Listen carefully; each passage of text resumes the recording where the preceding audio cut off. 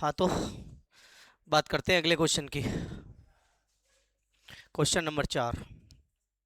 मानव की मानव विकास की दृष्टि से सर्वप्रथम विकसित मानव था, यानी इनमें से सबसे पहला मानव है, किसका इवोल्यूशन सबसे पहले हुआ है।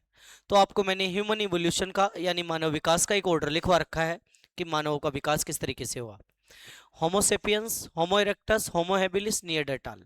तो देखेंगे इनमें से अगर अपन बात करें तो सबसे पहला जो मानव है इनमें से सबसे पहले विकसित हुआ होमो हैबिलिस। होमो होमो हैबिलिस। एक मिनट।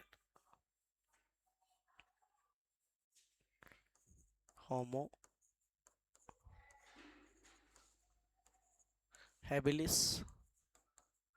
उसके बाद विकसित हुआ उसके बाद विकसित हुआ होमो इरेक्टस। होमो इरेक्टस इरेक्टस। उसके बाद विकसित हुआ निएंडरटाल। निएंडरटाल। और उसके बाद सबसे लास्ट वाला जो मानव आया वो है होमोसेपियंस। होमो सेपियंस सेपियंस। अब प्रश्न क्या पूछा है आप देखेंगे। मानव की दृष्टि से सर्वप्रथम विकसित होने वाला, तो देख सकते हैं सबसे पहले विकसित होने वाला होमो हैबिलिस है, तो इसका करेक्ट आंसर हो जाएगा होमो हैबिलिस। ह्यूमन इवोल्यूशन से टॉपिक था। आगे की बात करें, तुल्य रूपता। तुल्य रूपता यानी इन्होंने पूछा है कि एनालोगस ऑर्गन का एग्जाम्पल है। एनालोगस ऑर्गन्स क्या होते हैं या फिर तुल्य रूप अंग क्या होते हैं। अब ये वे अंग जिनकी उत्पत्ति एवं संरचना भिन्न भिन्न होती है लेकिन कार्य क्या होते हैं, समान होते हैं, एनालोगस ऑर्गन या तुल्य रूपता कहलाता है। या अगर बात करें एनालोगस ऑर्गन्स के एग्जाम्पल की तो यहाँ पे पूछा है अपसारी विकास, देखते हैं। समांतर विकास नहीं। समान पूर्वज, पूर्वज समाज नहीं है, पूर्वज भिन्न होते हैं। आनुवंशिक संतुलन नहीं, इसका करेक्ट आंसर होगा अपसारी विकास। इसका मतलब डाइवर्स इवोल्यूशन, अगर अपन बात करें डाइवर्जेंट इवोल्यूशन जो है इसका करेक्ट आंसर हो जाएगा। इसका करेक्ट आंसर हो जाएगा। तो क्वेश्चन तुल्य रूपता एनालोगस ऑर्गन किसका एग्जांपल है।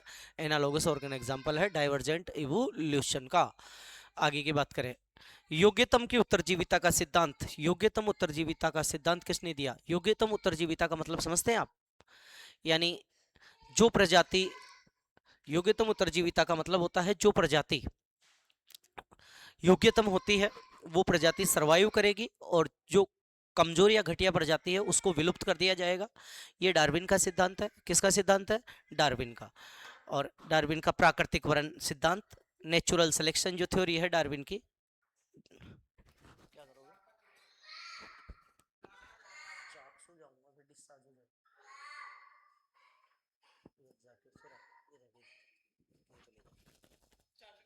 चार्ज है लेकिन यहाँ वहाँ नहीं है यार, उल्टा हूँ आज के आज, वो है और कोई दिक्कत नहीं। चलिए आगे बात करते हैं योग्यतम की उत्तरजीविता का सिद्धांत। योग्यतम की उत्तरजीविता के सिद्धांत की अगर बात करें तो वो दिया था डार्विन ने। जो प्राकृतिक वर्ण का सिद्धांत है उसे ही योग्यतम की उत्तरजीविता का सिद्धांत कहा जाता है। प्राकृतिक वर्ण के सिद्धांत नेचुरल सिलेक्शन को ही योग्यतम की उत्तरजीविता का सिद्धांत कहा जाता है। और ये नेचुरल सिलेक्शन किसके द्वारा दिया गया था, डार्विन के द्वारा। समान पूर्वज से उत्पन्न भिन्न संरचनाएं किस विकास को दर्शाती है। यानी समान पूर्वज, समान पूर्वज का मतलब जिनकी उत्पत्ति एक समान हो, उससे उत्पन्न भिन्न संरचनाएं, जिनकी उत्पत्ति समान हो लेकिन कार्य क्या हो, भिन्न भिन्न हो, वो क्या कहलाता है। तो पहली बात तो वो समजात अंग कहलाते हैं। क्या कहलाते हैं, समजात अंग। और समजात अंग कौन से विकास का उदाहरण है, अभिसारी विकास का। अभिसारी विकास का हमने देखा था। अपसारी विकास का जो उदाहरण है वो समवर्ती अंग होते हैं, तुल्य रूप अंग होते हैं। समान पूर्वज से उत्पन्न भिन्न संरचनाएं किसका उदाहरण है, अभिसारी विकास का।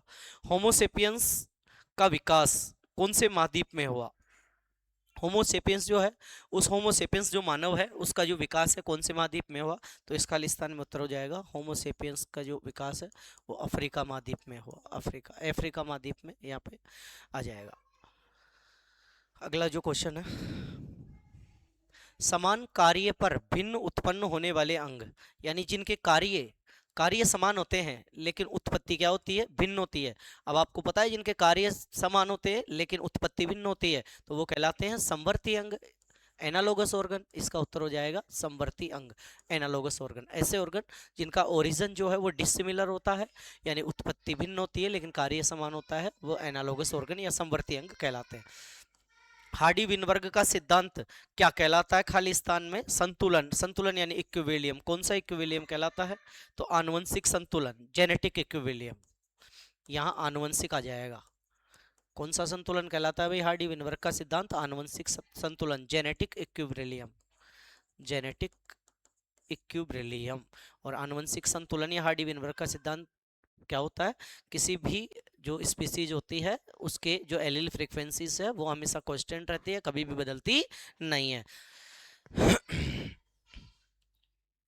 आनुवंशिक अपवाह किसे कहते हैं? जेनेटिक ड्रिफ्ट यानी जीन का फ्लो होना ही, वही हार्डी विनबर्ग प्रिंसिपल से रिलेटेड है। किसी एक ज्योग्राफिकल एरिया में रहने वाली स्पीसीज की जीन्स किसी दूसरी जीन्स के अंदर फ्लो हो जाए, जीनों का प्रवाह हो जाए, वही क्या कहलाता है? वही कहलाता है आनुवंशिक अपवाह है। अनुकूली विकिरण एडेप्टिव रेडिएशन का उदाहरण है। Explain adaptive radiation with example. Adaptive radiation क्या होता है? मैंने आपको बताया, किसी एक ज्योग्राफिकल एरिया के अंदर किसी एक बिंदु से, एक पॉइंट से ओरिजिन स्टार्ट हो और डिफरेंट डिफरेंट जो है ज्योग्राफिकल एरिया है वहाँ फैल जाए। जैसे कि डार्विन फिंच है, वो डार्विन फिंच जो है वो good example of adaptive radiation. तो एडेप्टिव रेडिएशन को आप ढंग से पढ़ के जाए। इसका उदाहरण है डार्विन की चिड़िया, डार्विन फिंच, डार्विन फिंच। तुल्य रूपता एवं समजातता में अंतर बताइए। यानी समजात और समवर्ती अंग तो आप जानते हैं। Difference between analogy and homology. Homologous और एनालॉगस ऑर्गन्स में या एनालॉजी होमोलॉजी में आपको डिफरेंट बतानी है। तुल्य रूपता क्या होती है? जिनकी उत्पत्ति भिन्न भिन्न हो लेकिन कार्य समान हो, जिनका ओरिजिन डिफरेंट डिफरेंट हो बट फंक्शन सिमिलर हो। लेकिन समजातता, समजातता यानी होमोलॉजी क्या होती है? जिनका ओरिजिन सिमिलर हो बट उनके फंक्शन क्या हो? डिफरेंट डिफरेंट हो, वो होमोलॉजी कहलाती है। जैव विकास के प्रमाण में तुलनात्मक शरीर रचना को समझाइए। Explain comparative anatomy evidence of organic evolution. यानी जैव विकास के जो प्रमाण है उसमें तुलनात्मक शारीरिकी को समझाना है। और ये ऐसा पर्सन आपको कंफ्यूज कर सकता है एग्जाम में, ये पढ़ा हुआ है आपको। यानी इवोल्यूशन के जो एविडेंस बताने हैं और इवोल्यूशन के एविडेंस में ऑर्गन इवोल्यूशंस को समझाना है, ऑर्गेनिक इवोल्यूशन। तुलनात्मक शारीरिकी का मतलब होता है भाई बच्चों, ये वही पूछना चाह रहा है आपसे, होमोलोगस और एनालोगस ऑर्गन दो टाइप के अंग होते हैं। समजात अंग, कौन से अंग? समजात अंग और समवर्ती अंग इसमें समझाना है। होमोलोगस एंड एनालोगस, समवर्ती अंग, होमोलोगस एंड एनालोगस ऑर्गन, समवर्ती अंग। समजात अंग और समवर्ती अंग आपको इसमें समझाना है। तुल्य रूपता शरीर रचना को समझाइए इस क्वेश्चन में। जीवन की उत्पत्ति के संबंध में मिलर ने प्रयोग का संक्षिप्त वर्णन करो। यूरे और मिलर ने जो एक्सपेरिमेंट किया है वो केमिकल थ्योरी को प्रपोज करने के लिए किया है, यानी जैव रासायनिक सिद्धांत को, विकास के प्रमाण में जैव रासायनिक सिद्धांत को समझाने के लिए किया है।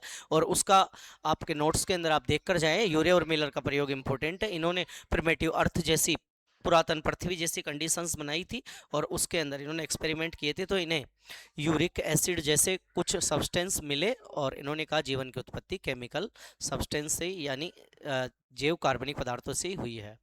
हार्डी विनबर्ग का सिद्धांत क्या है? जो अभी अभी हमने पहले बात की थी, हार्डी विनबर्ग, जिसे आनुवंशिक संतुलन, जेनेटिक इक्विलिब्रियम भी कहते हैं। इक्विलिब्रियम का मतलब होता है हमेशा कांस्टेंट रहना, आनुवंशिक संतुलन का मतलब होता है कांस्टेंट रहना। तो किसी भी ज्योग्राफिकल एरिया में रहने वाली एक सिमिलर स्पीसीज होती है, उस सिमिलर स्पीसीज की जो जीन्स की एलील फ्रीक्वेंसी है वो कभी भी बदलती नहीं है, हमेशा एक जैसी रहती है। Do not change any time, constant होती है। उसी को हार्डी विनबर्ग सिद्धांत या हार्डी विनबर्ग प्रिंसिपल कहते हैं। नियरडर्टाल मानव के दो प्रमुख विशेषताएं बताइए। तो वही नियरडर्टाल मानव है। इन नियरडर्टाल मानव की विशेषताएं हमने चैप्टर के अंदर पढ़ी है। जो नियरडर्टाल मानव है, नियरडर्टाल ही नहीं, होमो सेपियंस, होमो हैबिलिस, होमो इरेक्टस, इन सब मानवों की आपको विशेषताएं पढ़कर जानी है क्योंकि ये बहुत इंपॉर्टेंट होती है और एग्जाम में आने की संभावना है। इनमें नियरडर्टाल जो मानव है वो अपने मृतकों को जमीन में गाड़ते थे, मृतकों को जमीन में गाड़ते थे, जमीन में गाड़ते थे और साथ में क्या करते थे? ये अपनी सुरक्षा के लिए खाल का इस्तेमाल करते थे, अपनी सुरक्षा के लिए खाल पहनते थे यानी खाल का इस्तेमाल करते थे। आगे अगला क्वेश्चन की बात करें। अगला जो क्वेश्चन है वो है होमो इरेक्टस की मस्तिष्क क्षमता के बारे में बताइए। सीधी सी बात है, मैंने कहा था अलग अलग मानवों की जो दिमागी क्षमता है वो आपसे पूछ सकता है। तो होमो इरेक्टस की पूछा है, होमो इरेक्टस की जो दिमागी क्षमता है वो होमो इरेक्टस की दिमागी क्षमता होमो हेबिलिस की 650 से 800 सीसी होती थी। होमो इरेक्टस की पूछा है तो होमो इरेक्टस की जो दिमागी क्षमता है वो 900 सीसी हो जाएगी। होमो हेबिलिस की कितनी होती है? 650 से 800 सीसी। समांतर विकास किसे कहते हैं? समांतर विकास, पैरेलल इवोल्यूशन किसे कहते हैं? पैरेलल इवोल्यूशन का मतलब पैरेलल इवोल्यूशन का मतलब आपको ये समझाना चाह रहा है कि जो जीवों की उत्पत्ति हुई है वो पैरेलल फॉर्म में हुई है। पैरेलल फॉर्म यानी इधर से एक जीव की उत्पत्ति हुई है। जैसे कि अगर अपन बात करें, जैसे एनिमल्स के अंदर अगर बात करें तो एनिमल्स के अंदर सबसे पहले जैसे अपन बात करें कि इन्वर्टिब्रेट्स बने होंगे, इन्वर्टिब्रेट्स के बाद पिसीज बने होंगे, पिसीज के बाद एम्फीबियंस बने होंगे, एम्फीबियंस के बाद उभयचर के बाद रेप्टाइल्स बने होंगे, और रेप्टाइल्स के बाद अगर अपन बात करें एविज बने होंगे, और फिर मैमल्स बने होंगे। ठीक ऐसा ही पैरेलल इवोल्यूशन, ठीक ऐसा ही समांतर जो विकास है वो प्लांट्स के अंदर भी देखने को मिला है और माइक्रो ऑर्गेनिज्म में भी देखने को मिला। प्लांट्स में हम देखेंगे पहले एल्गी बने, ब्रायो बने, टेरिडो बने, जिम्नो बने, एंजियोस्पर्म बने। तो यानी वहां भी जो इवोल्यूशन है वो इनके पैरेलली हुआ है, इनके समानांतरी हुआ है, इसलिए उसे हम समांतर विकास कहते हैं। तो किसे कहते हैं ध्यान रखेंगे। डार्विनवाद के अनुसार प्राकृतिक, डार्विनवाद के अनुसार प्राकृतिक चयन की भूमिका को समझाइए, यानी डार्विन के नेचुरल सिलेक्शन थ्योरी को आपको समझाना है। डार्विन का प्राकृतिक वर्ण का सिद्धांत यही कहता है कि जो भी स्पीसीज है वो वही सर्वाइव करेगी, जो योग्यतम प्रजाति उत्तरजीवी प्रजाति रहेगी वो सर्वाइव कर पाएगी, और जो योग्यतम प्रजाति नहीं रहेगी वो सर्वाइव नहीं कर पाएगी, वो नष्ट कर दी जाएगी। आगे अगला क्वेश्चन, क्वेश्चन नंबर 7 आपके पास, चैप्टर नंबर 7 आपके पास आ गया है। चैप्टर नंबर 6 से पूरे क्वेश्चन हो गए हैं, चैप्टर नंबर 7 आपके सामने यहाँ आया है। इसमें हम देखेंगे मलेरिया रोग का रोग कारक है। मलेरिया जो डिजीज है वो प्लाज्मोडियम प्रोटोजोआ के कारण होता है। इसका मतलब इसका उत्तर हो गया प्लाज्मोडियम प्रोटोजोआ। आप याद रखेंगे प्लाज्मोडियम प्रोटोजोआ की कई सारी स्पीसीज भी है, वो आप पढ़कर जाएं, और प्लाज्मोडियम प्रोटोजोआ की लाइफ साइकिल यानी इसकी जीवन अवधि भी पढ़कर जाएं, वो भी एग्जाम में इंपॉर्टेंट है, आने की पूरी पूरी संभावनाएं होती है। तो ठीक है, आप थोड़ा सा ये भी देखकर जाएंगे। अगला क्वेश्चन, हाथी पांव रोग का कारक है। हाथी पांव रोग का कारक है, सीधी सी बात है, जो हाथी पांव रोग है, एलिफेंटियासिस जो डिजीज है, एलिफेंटियासिस फाइलेरिया कृमि से होता है। फाइलेरिया कृमि से सारे के सारे पैथोजेंस आप पढ़कर जाएंगे, इनके सारे के सारे डिजीज के पैथोजेंस आप एक बार देखकर जरूर जाएंगे। इस चैप्टर के अंदर बहुत सारे पैथोजेंस दे रखे हैं, इनके सारे के सारे पैथोजेंस आप एक बार ढंग से पढ़कर जाएंगे। एक ना एक पैथोजन एग्जाम में आने की पूरी पूरी संभावना होती है।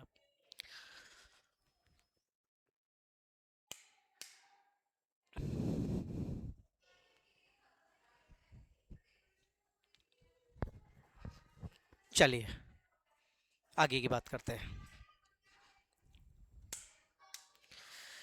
अगर अपन आगे की बात करें, अगला क्वेश्चन आपके सामने दे रखा है, टाइफाइड ज्वर की पुष्टि किस परीक्षण से की जाती है? यानी टाइफाइड जो टेस्ट है वो किसके द्वारा किया जाता है? विडाल टेस्ट के द्वारा टाइफाइड टेस्ट किया जाता है। विडाल, टाइफाइड जो बीमारी है उसका टेस्ट किया जाता है विडाल टेस्ट के द्वारा, और याद रखेंगे। और एड्स जो डिजीज है उस एड्स का किया जाता है एलाइजा के द्वारा, ये भी आप देखकर जाएंगे।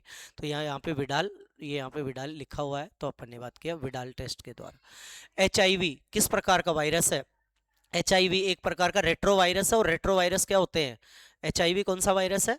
HIV रेट्रोवायरस है। रेट्रोवायरस को पश्च विषाणु बोला जाता है हिंदी में, पश्च विषाणु, पश्च विषाणु। ऐसे वायरस जो अपने RNA को वापस DNA में कन्वर्ट कर सकते हैं, यानी रिवर्स ट्रांसक्रिप्शन कर सकते हैं, व्युत्क्रम अनुलेखन कर सकते हैं, वही क्या कहलाते हैं? रेट्रोवायरस कहलाते हैं। HIV रेट्रोवायरस की कैटेगरी में आता है, जो एड्स कोज करता है।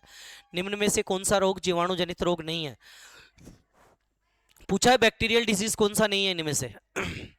तो देखेंगे बैक्टीरियल डिजीज कौन सा नहीं है। हैजा बैक्टीरियल डिजीज है, कोलेरा बैक्टीरियल डिजीज है, गल्सुआ, ममप्स, ममप्स की अगर बात करें तो ममप्स भी बैक्टीरियल डिजीज है, डिप्थीरिया ये भी बैक्टीरियल डिजीज है, ट्यूबरक्लोसिस, ट्यूबरक्लोसिस ये जो है ये वायरल डिजीज है। ट्यूबरक्लोसिस जो है वो माइक्रोस्पोरियम ट्यूबरक्लोसिस जो वायरस है उसके द्वारा होता है, यानी ये जो है ये वायरल डिजीज है। जो सही रोग है ट्यूबरक्लोसिस है, ये वायरस से होने वाला रोग है। अगला क्वेश्चन, स्वास्थ्य से आप क्या समझते हैं? यानी आपका जो हेल्थ है उससे आप क्या समझते हैं? तो सीधी सी बात है, बॉडी का मेंटेन बना रहना ही, बॉडी के अंदर कोई डिसऑर्डर्स शो नहीं होना ही, बॉडी के अंदर कोई भी रोग उत्पन्न नहीं होना ही क्या कहलाता है? स्वास्थ्य कहलाता है। और स्वास्थ्य को यानी स्वास्थ्य को या फिर हेल्थ को अफेक्टेड करने वाले कई सारे फैक्टर्स हैं, वो फैक्टर्स आप देखेंगे, जैसे कि डेली रूटीन्स हो गया, जैसे कि फूड यानी खाना वगैरह हो गया, है ना, ये इन्फेक्शन हो गई, ये सब स्वास्थ्य को प्रभावित करने वाले कारक है। टाइफाइड रोग का रोग कारक क्या है? टाइफाइड रोग का जो पैथोजन है वो है salmonella typhi. Salmonella typhi. Salmonella typhi. Typhoid किससे होता है? साल्मोनेला टाइफी बैक्टीरिया से, ये जीवाणु है, ध्यान रखना। मलेरिया परजीवी मानव शरीर के किस कोशिका में गुणन करता है? मलेरिया परजीवी यानी मलेरिया का जो पैरासाइट होता है, मलेरिया पैरासाइट कौन होता है भाई? मलेरिया पैरासाइट होता है प्लाज्मोडियम।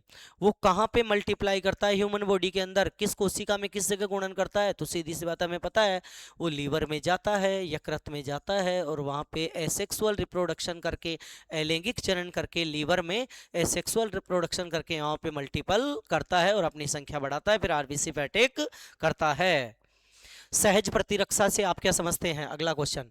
सहज प्रतिरक्षा, इन्नेट इम्यूनिटी, ऐसी इम्यूनिटी जो व्यक्ति को जन्म से अपने मदर फादर से प्राप्त होती है, जन्म से पहले, आफ्टर द बर्थ नहीं, बिफोर द बर्थ, जन्म से पहले जो अपने माता पिता से प्राप्त होती है वो सहज प्रतिरक्षा कहलाती है। ये मेमोरी पर बेस्ड नहीं होती है, ये पैथोजन की एंट्री को प्रिवेंट करती है। इसमें कई सारे सहज प्रतिरक्षा के कई सारे अवरोध इसमें आते हैं। सक्रिय प्रतिरक्षा किसे कहते हैं? एक्टिव इम्यूनिटी किसे कहते हैं? तो ऐसी इम्यूनिटी जिसमें किसी पैथोजन के हमारे शरीर में प्रवेश करने के बाद स्वयं शरीर, सेल्फ बॉडी, स्वयं शरीर, स्वयं शरीर, सेल्फ बॉडी किसका फॉर्मेशन करे? एंटीबॉडी का। सेल्फ बॉडी एंटीबॉडी का फॉर्मेशन करती है, यानी बने बनाए रेडीमेडेड एंटीबॉडी बॉडी को नहीं दिए जाते हैं, रेडीमेडेड दिए जाते हैं तो वो हो जाएगा पेसिव। पेसिव यानी निष्क्रिय अगर रेडीमेडेड दिए जाते हैं, और अगर किसी एंटीजन के लिए अपनी बॉडी खुद एंटीबॉडी बनाती है तो उसे बोला जाता है एक्टिव इम्यूनिटी, सक्रिय प्रतिरक्षा। आगे की बात करें, वही सेम जो निष्क्रिय प्रतिरक्षा मैंने अभी अभी समझाया था, देखेंगे आप। पेसिव, निष्क्रिय प्रतिरक्षा, पेसिव इम्यूनिटी क्या होते हैं? वही बने बनाए रेडीमेडेड, बने बनाए बने बनाए जो एंटीबॉडी होते हैं, बने बनाए जो प्रतिरक्षी होते हैं, बने बनाए जो प्रतिरक्षी होते हैं, रेडीमेडेड जो एंटीबॉडी होते हैं वो शरीर को दिए जाते हैं, वो क्या कहलाती है? पैसिव इम्यूनिटी कहलाती है। ये भी मेमोरी पर बेस्ड नहीं होती है। जैसे कि अगर अपन बात करें, किसी कोई भी व्यक्ति है, अगर किसी व्यक्ति को सांप काट गया तो उसके उसके उपचार के लिए उसको जो एंटीबॉडी दिया जाता है तो वो कौन सा एंटीबॉडी होता है? वो पैसिव इम्यूनिटी होता है, यानी निष्क्रिय प्रतिरक्षा होता है। एड्स दिवस कब मनाया जाता है? एड्स दिवस जो है वो 1 दिसंबर को मनाया जाता है, हर साल 1 दिसंबर को एड्स दिवस मनाया जाता है। एड्स का पूरा नाम क्या होता है? एक्वायर्ड इम्यूनो डेफिशिएंसी एड्स का पूरा नाम होता है। एड्स का पूरा नाम होता है acquired immuno immuno deficiency, deficiency या डिफिशियंसी, सीएनसी, डिफिशियंसी, आगे syndrome. Acquired immuno deficiency syndrome जो है वो किसका? एड्स का पूरा नाम है। एड्स किसके द्वारा होता है? एड्स जो रोग है वो एचआईवी वायरस के द्वारा होता है। एड्स रोग के अंदर कौन सी सेल्स, एचआईवी वायरस कौन सी सेल्स पर अटैक करता है? टी हेल्पर सेल्स पर अटैक करता है। अमीबियोसिस रोग का रोग कारक है। एमीबियोसिस जो डिजीज है इसका पैथोजन क्या है? एंट अमीबा हिस्टोलाइटिका। एंट अमीबा अमीबा हिस्टोलाइटिका, हिस्टोलाइटिका। एंट अमीबा हिस्टोलाइटिका किसका रोगजनक है? एंट अमीबा हिस्टोलाइटिका अमीबियोसिस, अमीबता रोग का रोगजनक है। लसिका तंत्र का एक प्रमुख कार्य क्या है? लिम्फेटिक सिस्टम के बारे में पूछा है। लिम्फेटिक सिस्टम जो है, लिम्फोइड ऑर्गन्स के बारे में हम जानते हैं। लिम्फेटिक सिस्टम में लिम्फोइड ऑर्गन्स इंक्लूड होते हैं, प्राइमरी और सेकेंडरी लिम्फोइड ऑर्गन इंक्लूड होते हैं, प्राथमिक और द्वितीयक लसिका अंग इसमें शामिल होते हैं। प्राइमरी लिम्फोइड ऑर्गन के अंदर जो है वो लिम्फोसाइट्स बनते हैं, और उनका प्रोलिफेरेशन यानी प्रचुर रोधभवन जो है वो सेकेंडरी यानी द्वितीय अंगों में होता है। इसका मतलब लसिका तंत्र का प्रमुख कार्य है लिम्फोसाइट का निर्माण करना, लसिका अणुओं का निर्माण करना, लसिका अणुओं का, लिम्फोसाइट का फॉर्मेशन, लिम्फोसाइट लसिका अणुओं का निर्माण, लिम्फोसाइट का फॉर्मेशन एंड एवं परिपक्वन यानी मैच्यूरेशन, परिपक्वन यानी मैच्यूरेशन एंड प्रचुरोद्भवन, प्रोलिफेरेशन, रोध भवन, प्रोलिफेरेशन। इसका मतलब ये 3 काम है हमारे किसके? लिम्फेटिक सिस्टम के, लसिका अंग के, लसिका लिम्फोइड लिम्फेटिक सिस्टम के। लसिका तंत्र। लिम्फोइड ऑर्गन दो टाइप के होते हैं, प्राइमरी सेकेंडरी पढ़कर जाएं, जो मैंने अभी बताया था। प्रतिरक्षा से आप क्या समझते हैं? प्रतिरक्षा यानी इम्यूनिटी, हमारी बॉडी की पैथोजन से फाइट करने की एबिलिटी, रोग जनकों से लड़ने की क्षमता ही प्रतिरक्षा कहलाती है। ये दो प्रकार की होती है, सक्रिय और निष्क्रिय, अभी मैंने बताया है। एक्टिव की अगर बात करें, एक्टिव इम्यूनिटी किसे कहते हैं? तो हमारी बॉडी अगर किसी एंटीजन के लिए एंटीबॉडी बनाती है उसे एक्टिव कहते हैं। और पैसिव किसे कहते हैं? बने बनाए रेडीमेडेड बॉडी को दिए जाते हैं, वो पैसिव कहते हैं। इनमें डिफरेंस भी पढ़ के जाएं, इनमें अंतर भी पढ़ के जाएं, सक्रिय और निष्क्रिय दोनों के अंदर। अगर बात करें मलेरिया रोग के रोग कारक, मलेरिया रोग के रोग कारक, संक्रमण की विधि, लक्षण और रोकथाम के बारे में बताइए। यानी इसका एजेंट बताना है, मलेरिया किसके द्वारा होता है, मोड ऑफ इन्फेक्शन, सिम्टम्स और प्रिवेंशन। तो वैसे तो देखो, ये मलेरिया के बारे में आपको पढ़ाया हुआ है, नोट्स में सब कुछ लिखा हुआ है। मलेरिया प्लाज्मोडियम प्रोटोजोआ के द्वारा होता है, प्लाज्मोडियम प्लाज्मोडियम प्रोटोजोआ के द्वारा होता है। मलेरिया जो डिजीज है प्लाज्मोडियम प्रोटोजोआ के द्वारा होता है। संक्रमण की विधि, कैसे ये फैलता है, मोड ऑफ इन्फेक्शन, तो सीधी सी बात है मच्छर के काटने से होता है। कौन सा मच्छर? फीमेल एनोफिलीज, मादा एनाफिलीज मच्छर के काटने से होता है। मादा एनाफिलीज मच्छर के काटने से होता है। और ये जो मादा एनाफिलीज मच्छर जब काटता है तो लक्षण क्या है? लक्षण वही है, जब ये वायरस, ये जब प्रोटोजोआ अंदर जाएगा और आरबीसी पे अटैक करेगा तो व्यक्ति को बहुत भयंकर ठंड लगेगी, ठंड लगेगी, ठंड, ठिठुरन होगी, ठिठुरन, ठिठुरन होगी, ठिठुरन होगी, सर्दी लगेगी, है ना, बुखार आएगी, फीवर आएगी, बुखार फीवर आएगी, कमजोरी होगी, कमजोरी होगी शरीर में। ये सारे के सारे सिम्टम्स आपको इसमें देखने को मिलते हैं। रोकथाम के उपाय की बात करें तो अगर मलेरिया से बचना है तो मच्छरों को अपने आसपास से मच्छरों को पनपने नहीं दे और मच्छरदानी का प्रयोग करें, और गेम्ब्यूजिया जैसी मछलियों को किसी भी जलाशय के अंदर डालें ताकि वो मच्छरों के लार्वा को डिस्ट्रॉय कर दे।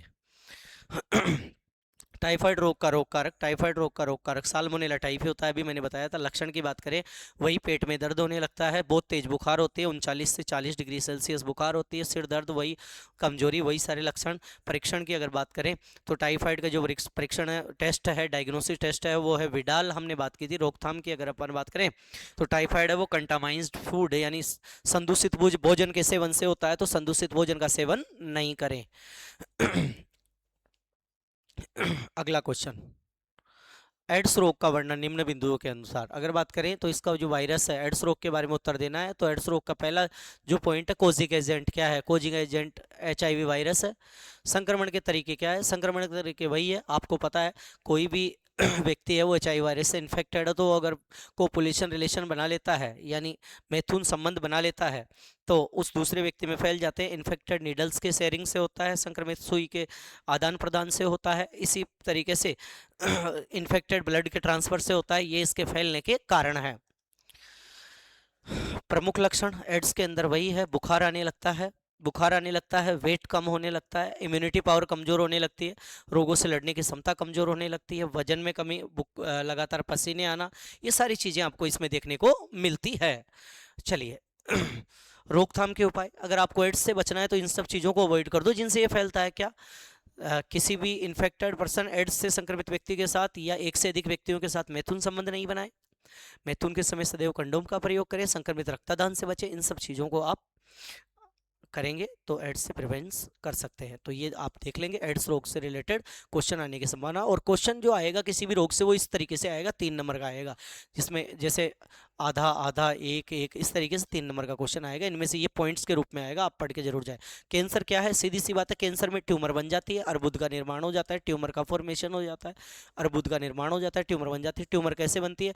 एबनॉर्मल सेल डिवीजन से यानी अनियंत्रित कोशिका विभाजन से ट्यूमर बनती है, अनियंत्रित कोशिका विभाजन से ट्यूमर बनती है, और अनियंत्रित कोशिका विभाजन होगा तो ट्यूमर अगर अर्बुद बन जाएगी तो अर्बुद बनने पर कैंसर हो जाती है। कैंसर के कारण क्या है? कैंसर के कारण है कैंसर जन वे सभी कारक जो कैंसर उत्पन्न करते हैं वो कैंसर जन होते हैं, जैसे तंबाकू का धुआं, तंबाकू का धुआं, जैसे एक्सरे, है ना, गामा रे, बीटा रे, है ना, ये सब क्या करते हैं? ये सब कैंसर खोज करते हैं। उपचार की अगर बात करें तो इसका ट्रीटमेंट किन टेक्निक्स द्वारा किया जाता है? तो बहुत सारे इसके उपचार है, जैसे कि अगर बात करें तो इसका उपचार शल्य चिकित्सा द्वारा, सर्जरी के द्वारा भी किया जा सकता है, कीमोथेरेपी भी यानी रसायन चिकित्सा के द्वारा भी इसका उपचार किया जाता है। तो कई सारे इसके ट्रीटमेंट्स हैं जो भी आप देख कर जाएं तो ध्यान रहे। और इसमें कैंसर में थोड़ा सा आप देखेंगे दो प्रकार की ट्यूमर्स होती है, बिनाइन और मैलिग्नेंट, सुदम और दुर्दम, वो भी देख के जाएं। सुदम सामान्य ट्यूमर होती है और दुर्दम जटिल ट्यूमर होती है जो एक स्थान से दूसरे स्थान पर फैल जाती है। आगे की बात करें, अमीबियासिस रोग के रोग कारक और लक्षण। अमीबियासिस एंटमीबा हिस्टोलाइटिका इसका रोगजनक है। रोग कारक इसका क्या है? एंटमीबा हिस्टोलाइटिका, वही पेट में दर्द होना, आंत में दर्द होना, श्लेष्म मल का स्त्रावण होना। और बचाव के उपाय की बात करें तो फल सब्जियों को धोकर सेवन करें। लसिका तंत्र की संरचना, लसिका तंत्र की अगर अपन बात करें तो लसिका तंत्र की संरचना एनसीईआरटी में एक लसिका तंत्र की संरचना का डायग्राम दे रखा है, जिसमें थाइमस के बारे में और अस्थि मज्जा के बारे में थोड़ा दिखाया हुआ है। थाइमस और अस्थि मज्जा प्राथमिक लसिका भंग होते हैं, इसके बाद द्वितीयक लसिका भंग भी होते हैं, जरा उनको देखकर जाए। और लसिका भंगों में लसिका अणुओं की लिम्फोसाइट की उत्पत्ति होती है। प्रतिजन प्रतिरक्षी के अभिक्रिया को समझाइए, एंटीजन एंटीबॉडी इंटरेक्शन को समझाइए। तो आप अपन को पता है जो एलाइजा परीक्षण है, एलाइजा जो परीक्षण है वो एलाइजा परीक्षण एड्स के लिए किया जाता है, ये एंटीजन एंटीबॉडी क्रिया पर ही आधारित होता है। इससे कैसे पता लग, ये एलाइजा टेस्ट क्या होता है, एंटीजन एंटीबॉडी इंटरेक्शन क्या होती है?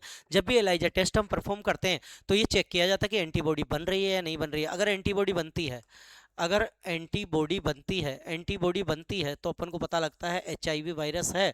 अगर एंटीबॉडी बनती है तो हमें पता लगता है बॉडी में एचआईवी वायरस है, यानी एंटीजन को एंटर करवाया तो उसके लिए एंटीबॉडी बनी, यानी एचआईवी वायरस है। और अगर एंटीजन को हमने हमने इस टेस्ट को परफॉर्म किया और उसमें एंटीबॉडी नहीं बनी, इसका मतलब एचआईवी वायरस नहीं है। यौन संचारित रोग क्या होते हैं? सेक्सुअल ट्रांसमिटेड डिजीज या सेक्सुअल ट्रांसमिटेड इन्फेक्शंस के बारे में बात कर रहा है। वे रोग जो एक व्यक्ति से दूसरे व्यक्ति के साथ मैथुन क्रिया के द्वारा यानी सेक्सुअल इंटरकोर्स के कारण फैलते हैं, वो क्या कहलाते हैं? यौन संचारित रोग कहलाते हैं। सिफिलिस, ट्राइकोडर्मा, एड्स, हिपेटाइटिस, ये सारे के सारे यौन संचारित रोग है। इसके प्रसार फैलने के कारण, तो जैसे एड्स फैलता है वैसे यही फैलते हैं संक्रमित व्यक्ति के साथ रक्तदान करने से, संक्रमित व्यक्ति के साथ एक से अधिक व्यक्तियों के साथ मैथुन संबंध बनाने से, कंडोम का यूज नहीं करने मैथुन के दौरान, वही सारी चीज। मच्छर परपोसी से प्लाज्मोडियम के जीवन चक्र, तो मैंने अभी अभी आपको बताया मच्छर परपोसी लाइफ साइकिल और प्लाज्मोडियम प्रोटोजोआ को समझाना है। मैं आपको फिर कह रहा हूँ हिंदी मीडियम में कई क्वेश्चन ऐसे आ सकते हैं जो लैंग्वेज में समझ में नहीं आए, इसलिए आप कोई क्वेश्चन अगर आपको लैंग्वेज में समझ में नहीं आ रहा है तो आप उस क्वेश्चन को अंग्रेजी में भी या इंग्लिश में भी पढ़ने की कोशिश करें, आपको वहाँ समझ में आ सकता है और वहाँ पे समझ में आएगा तो इजीली आप उसको कर पाएंगे। प्लाज्मोडियम प्रोटोजोआ की लाइफ साइकिल को समझाना है जो एक डायग्राम के द्वारा एनसीईआरटी में समझाया हुआ है और आपको बताया हुआ है। जब प्लाज्मोडियम प्रोटोजोआ जब फीमेल एनोफिलीज जो इंसेक्ट है वो जब किसी ह्यूमन को बाइट करेगा तो बाइट करते ही उसके ब्लड के अंदर स्पोरोजोइट के फॉर्म के अंदर प्लाज्मोडियम प्रोटोजोआ एंटर होंगे और एंटर होने के बाद लीवर में जाएंगे, लीवर में जाके संख्या बढ़ाएंगे और संख्या बढ़ा के आरबीसी को रप्चर करेंगे और आरबीसी को रप्चर करेंगे हीमोजोइन निकलेगा, हीमोजोइन बुखार आएगा और वो अपने गैमेट्स फॉर्मेशन करेगा। इन गैमेट्स का जो फ्यूजन है वो दूसरा मच्छर आएगा, इन गैमेट्स को ले लेगा और मच्छर के आमाशय के अंदर इनका निषेचन होगा और फिर उसके उस मच्छर के सलाइवा के अंदर वो स्पोरोजोइट जमा हो जाएंगे। लाइफ साइकिल का डायग्राम है वो आप पढ़कर जाएं। Question number 7 chapter number 7 complete हो गया है। चैप्टर नंबर 8 की अपन बात करते हैं। चैप्टर नंबर 8 मानव कल्याण में सूक्ष्म जीव देखते हैं।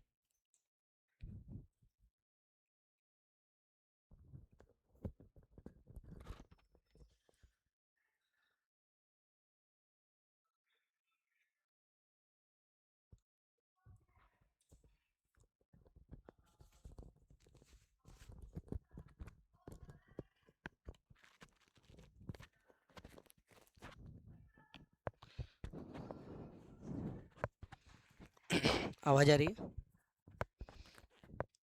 एक बार चेक कीजिए, आपको आवाज सुनाई दे रही है?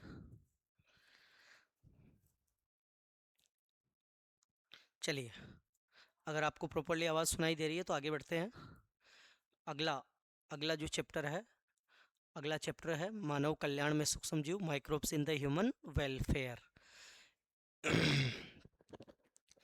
पहला क्वेश्चन आपके सामने दिया हुआ है। पहला क्वेश्चन आपके सामने क्या दिया हुआ है?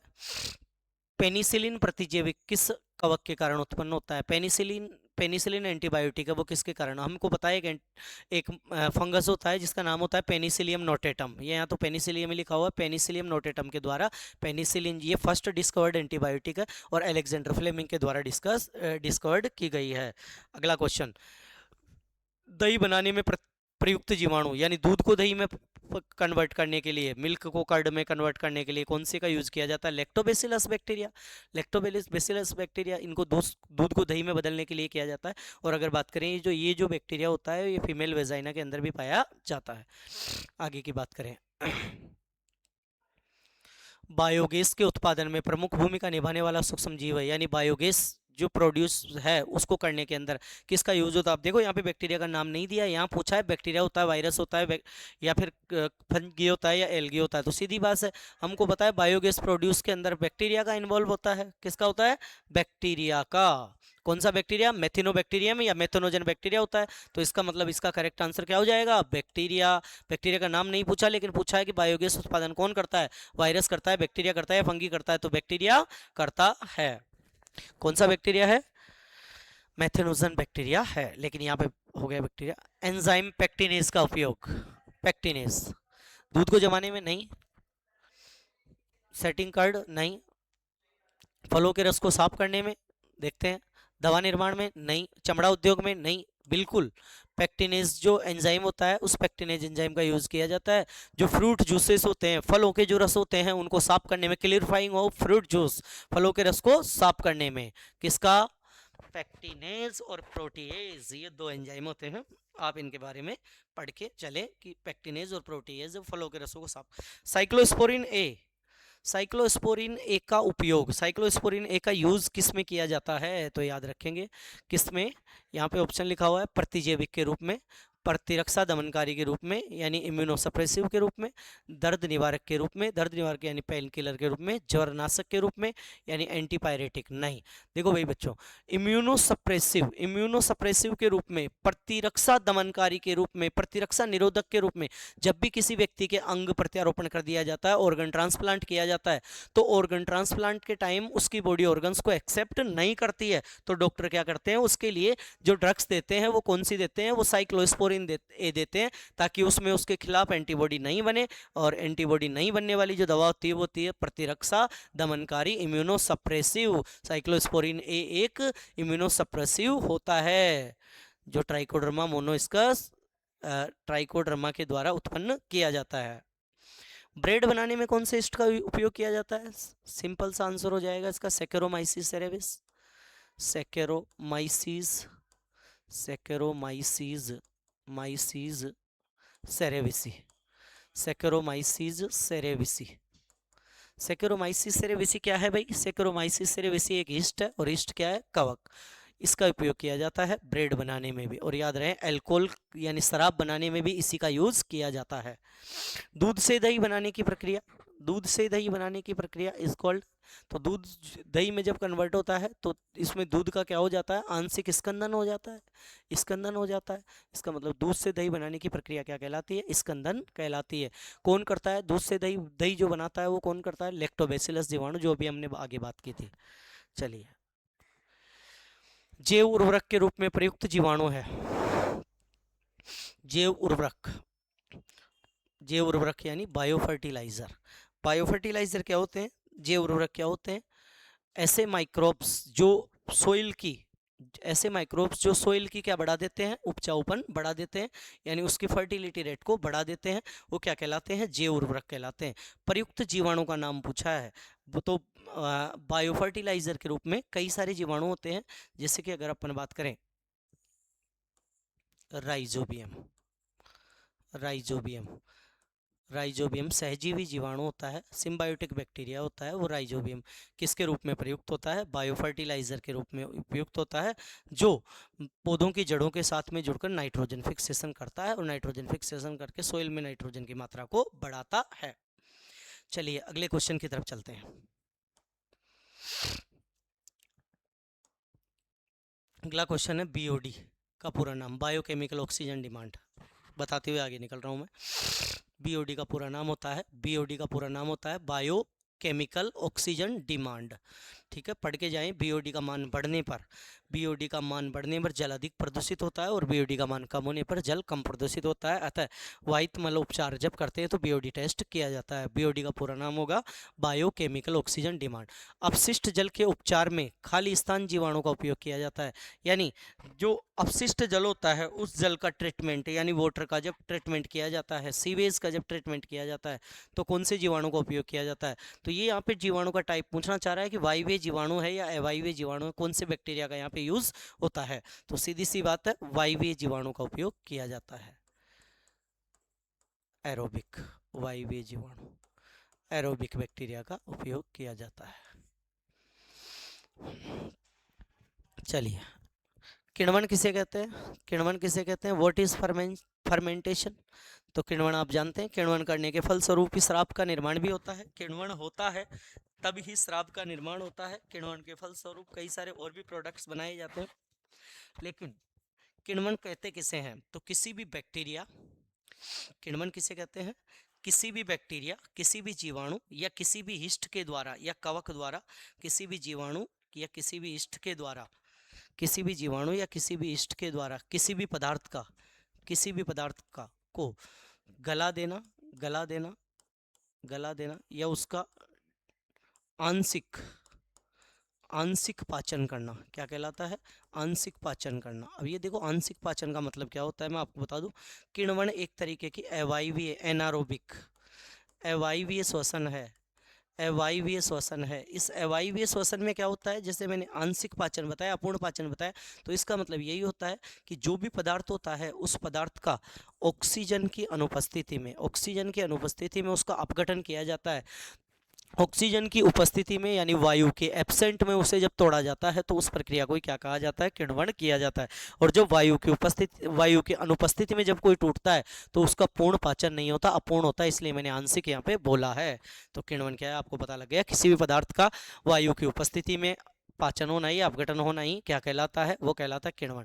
किसी एक प्रतिजैविक का नाम बताइए, किसी एक एंटीबायोटिक का नाम बताना है। अपन ने ऊपर अभी अभी बात की थी, एक एंटीबायोटिक जो है वो है पेनिसिलिन, पेनिसिलिन, पेनिसिलिन,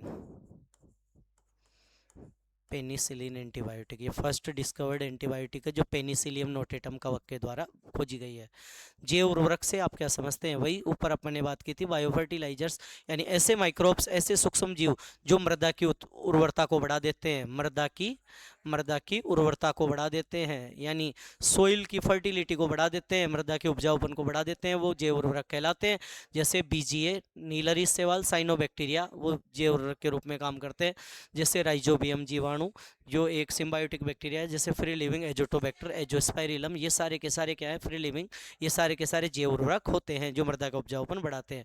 बीओडी से आप क्या जानते हैं, तो बीओडी का पूरा नाम तो बायोकेमिकल ऑक्सीजन डिमांड हम जाने, लेकिन ये पूछ रहा है क्या जानते हैं आप, तो 1 लीटर जल में, जैसा कि मैंने बताया था, ये अपने पास कोई वाहित मल है, सीवेज है, 1 लीटर सीवेज है। इस सीवेज के अंदर जितने भी कार्बनिक पदार्थ है, जितने भी ऑर्गेनिक मैटर है, कार्बनिक पदार्थ है, इन कार्बनिक पदार्थों के अपघटन के लिए, इन ऑर्गेनिक मैटर के डिकम्पोज के लिए, इन ऑर्गेनिक मैटर के डिकम्पोज के लिए जीवाणुओं को, माइक्रोब्स को जो ऑक्सीजन की रिक्वायरमेंट होती है, जो O2 की मात्रा चाहिए होती है, वो O2 की मात्रा ही क्या कहलाती है, बीओडी। तो बीओडी सूक्ष्म जीवों के द्वारा किसी जल में उपस्थित सूक्ष्म जीवों के द्वारा किसी जल में उपस्थित कार्बनिक पदार्थों के अपघटन के लिए सूक्ष्म जीवों को जो ऑक्सीजन का मान रिक्वायर होता है, जो ऑक्सीजन का मान जरूरी होता है, उसे हम क्या बोलते हैं, बीओडी कहते हैं, उसे ही हम बीओडी कहते हैं। ब्रेड बनाने में प्रयुक्त सूक्ष्म जीव का नाम बताइए। तो ब्रेड बनाने के अंदर भाई बच्चों सेक्रोमाइसिस सेरेविस, सेक्रोमाइसिस सेरेविस, ब्रेड बनाने के अंदर सेक्रोमाइसिस सेरेविस कवक का उपयोग किया जाता है। सेक्रोमाइसिस सेरेविसी का उपयोग किया जाता है। ये सेक्रोमाइसिस सेरेविसी जो है वो एक कवक है। आगे चलते हैं, दूध से दही बनाने वाले जीवाणु का नाम बताइए। तो दूध से दही बनाने के लिए जिस जीवाणु का उपयोग में लिया जाता है वो है लैक्टोबैसिलस। कौन सा है, लैक्टोबैसिलस। लैक्टोबैसिलस दूध में उपस्थित प्रोटीन का आंशिक पाचन करता है और उसे किस में कन्वर्ट करता है, उसे कन्वर्ट करता है दही में। दूध से दही में बदलने वाला जो बैक्टीरिया है वो कौन सा है, लैक्टोबैसिलस। आगे चलते हैं, अगला क्वेश्चन। चलिए, अगले क्वेश्चन की तरफ बात करें, biogas. What is biogas? Biogas क्या है? तो बायोगैस गैसों का मिक्सचर है जिसके अंदर CH4 पाई जाती है, जिसके अंदर H2 पाई जाती है, जिसके अंदर NH3 पाई जाती है। यानी यानी यानी बायोगैस जो है वो बायोगैस कुछ गैसों का समूह होता है जो कि कौन से बैक्टीरिया के द्वारा प्रोड्यूस किया जाता है? जो मेथनोजन बैक्टीरिया के द्वारा प्रोड्यूस किया जाता है। और किसके द्वारा? गोबर का, गोबर से, गोबर के पाचन से, गोबर के पाचन से। सर्वाधिक मात्रा में कौन सी गैस पाई जाती है? सर्वाधिक मात्रा के अंदर पाई जाती है CH4 गैस। कौन सी पाई जाती है? CH4 gas. और उसके बाद H2 और उसके बाद NO3। चलिए आगे की बात करें, साइक्लोस्पोरिन ए का उपयोग। साइक्लोस्पोरिन ए, साइक्लोस्पोरिन ए जो है वो एक जैव सक्रिय अणु है। क्या है? जैव सक्रिय अणु। यहाँ पे अपन ने NCERT के अंदर 2-3 जैव सक्रिय अणुओं की बात की हुई है, उनमें से एक साइक्लोस्पोरिन ए भी है। और अभी अभी हमने साइक्लोस्पोरिन ए के बारे में जाना है। साइक्लोस्पोरिन ए का उपयोग किया जाता है अंग प्रत्यारोपण के दौरान, अंग प्रत्यारोपण के दौरान, अंग प्रत्यारोपण के दौरान प्रतिरक्षा निरोधक के रूप में, प्रतिरक्षा निरोधक के रूप में, यानी एंटीबॉडी नहीं बने उसमें। किसी एक औद्योगिक एंजाइम का नाम बताइए। कई सारे एंजाइम है जिनका औद्योगिक में यूज किया जाता है। Pectinase, pectinase, lipase, lipase, lipase. आपको पता है फलों को, जूस को साफ करने में, और आपको पता है लॉन्ड्री में यानी कपड़ों की धुलाई करने में, तो बहुत सारे करवा रखे हैं। अपशिष्ट जल उपचार में सूक्ष्म जीवों की भूमिका, यानी माइक्रोब्स के द्वारा वाहित मल को उपचारित किया जाता है और वाहित मल को शुद्ध किया जाता है, तो वो आपको समझाना है। यहाँ अपशिष्ट जल के उपचार में सूक्ष्म जीवों की भूमिका में आपको पूरा वाहित मल उपचार समझाना है, जिसमें प्राथमिक और द्वितीयक उपचार है। बायोगैस क्या है? बायोगैस की अगर अपन बात करें तो अभी अभी बताया गैसों का जो मिक्सचर है वही बायोगैस कहलाता है। गोबर के अपघटन से बनता है। कौन सा? मेथनोजन जीवाणु बनाता है। बायोगैस के निर्माण की प्रक्रिया को समझाइए। बायोगैस निर्माण की प्रक्रिया में आपको बैक्टीरिया के बारे में, कौन सा बैक्टीरिया बनाता है, और बायोगैस प्लांट को डायग्राम बनाते हुए समझाना है। आगे की अगर बात करें, बायोगैस प्लांट का डायग्राम आप पढ़कर जाएं। किण्वन किसे कहते हैं? अपन ने अभी भी बात की है, किण्वन किसे कहते हैं। किण्वन के औद्योगिक महत्व का वर्णन कीजिए। किण्वन के द्वारा कई सारे प्रोडक्ट्स, माइक्रोब्स, कई सारे प्रोडक्ट्स बनाए जाते हैं, जैसे कि शराब बनाया जाता है, ब्रेड, इडली, डोसा, बर्गर, कई सारी चीज़ें बनाई जाती है, तो इसलिए आप ध्यान रखेंगे। आगे की बात करें तो प्रतिजैविक किसे कहते हैं? प्रतिजैविक यानी एंटीबायोटिक। प्रतिजैविक या एंटीबायोटिक वे केमिकल सब्सटेंस, वे रासायनिक पदार्थ जो किनके द्वारा स्रावित होते हैं? सूक्ष्म जीवों के द्वारा स्रावित होते हैं, माइक्रोब्स द्वारा सिक्रेट होते हैं, वही एंटीबायोटिक कहलाते हैं। पेनिसिलिन की खोज एवं उपयोग। पेनिसिलिन की जो खोज है वो किसने की थी? अलेक्जेंडर फ्लेमिंग ने की थी। अलेक्जेंडर फ्लेमिंग एक साइंटिस्ट है जिनका नाम है अलेक्जेंडर फ्लेमिंग। फ्लेमिंग इन्होंने इन्होंने पेनिसिलिन की खोज है वो पेनिसिलियम नोटेटम नामक कवक में की थी। एक हादसा था, है ना। जैव उर्वरक की बात करें, बायो फर्टिलाइजर्स की बात करें, तो ये पहले हम अपन ने बता दिया है। ऐसे माइक्रोब्स जो कि सोइल की फर्टिलिटी को बढ़ाते हैं। जैव उर्वरक के लाभ बताइए। जैव उर्वरक सोइल के अंदर, मृदा के अंदर उपजाऊपन को तो बढ़ाते हैं, साथ में जल अवशोषण की क्षमता को बढ़ाते हैं, यही सारी चीज पौधों की उत्पादकता को बढ़ाते हैं। यही सारी चीजें आप ध्यान रखेंगे। अपशिष्ट जल के उपचार में सूक्ष्म जीवों की भूमिका, यानी वाहित मल। अपशिष्ट जल का मतलब वाहित मल। सीवेज जो ट्रीटमेंट है, वेस्टेज जो वाटर है, उसमें सूक्ष्म जीवों के द्वारा अपशिष्ट जल का उपचार, तो वाहित मल उपचार जो टॉपिक है वो आपको कंप्लीट समझाना है। वही क्वेश्चन जो अभी ऊपर आया था। दुग्ध उद्योग में सूक्ष्म जीवों की भूमिका को समझाइए। दुग्ध उद्योग में जो सूक्ष्म जीव है उनकी क्या भूमिका है? तो दुग्ध उद्योग में सूक्ष्म जीव है वो क्या करते हैं? उनका उपयोग किया जाता है दही बनाने में, पनीर बनाने में, यानी ये क्या करते हैं? दूध की प्रोटीन का पाचन करके उनसे कई सारे जो औद्योगिक प्रोडक्ट्स है जिनको मार्केट के अंदर अपन बेच सकते हैं, प्रोडक्ट्स फॉर्मेशन करके, तो उनका उत्पादन किया जाता है। बताइए वो उत्पादन किसके द्वारा किया जाता है? वो माइक्रोब्स के द्वारा ही किया जाता है। औद्योगिक एंजाइमों के उपयोग बताइए। जितने भी जो एंजाइम्स करवाए हुए हैं, पैक्टिनेज, लाइपेज, प्रोटीएज, स्ट्रेप्टोकाइनेज, इन सब एंजाइमों के बारे में आपको यहाँ पे बताना है। ये इस क्वेश्चन में पूछना चाह रहा है। चलिए आगे चलते हैं। बायोडीजल, वैसे आपको एक चीज़ मैं बता देता हूँ। बायोडीजल की अगर बात करें तो बायोडीजल ये वाला जो टॉपिक है, प्लांट से, कई सारे पौधों से, पहले सिलेबस में था अभी हट गया है। बायोडीजल क्या है? जो पौधे होते हैं उन पौधों का जो रस होता है उससे क्या किया जाता है, जो डीजल यानी जो बनाया जाता है, ईंधन जो बनाया जाता है उस ईंधन को बायोडीजल कहते हैं। इसके निर्माण में प्रयुक्त पादप कई सारे प्लांट्स हैं जिनका यूज किया जाता है बायोडीजल बनाने के लिए, लेकिन ये आपके सिलेबस से हट चुका है तो ये क्वेश्चन आपके नहीं आएगा।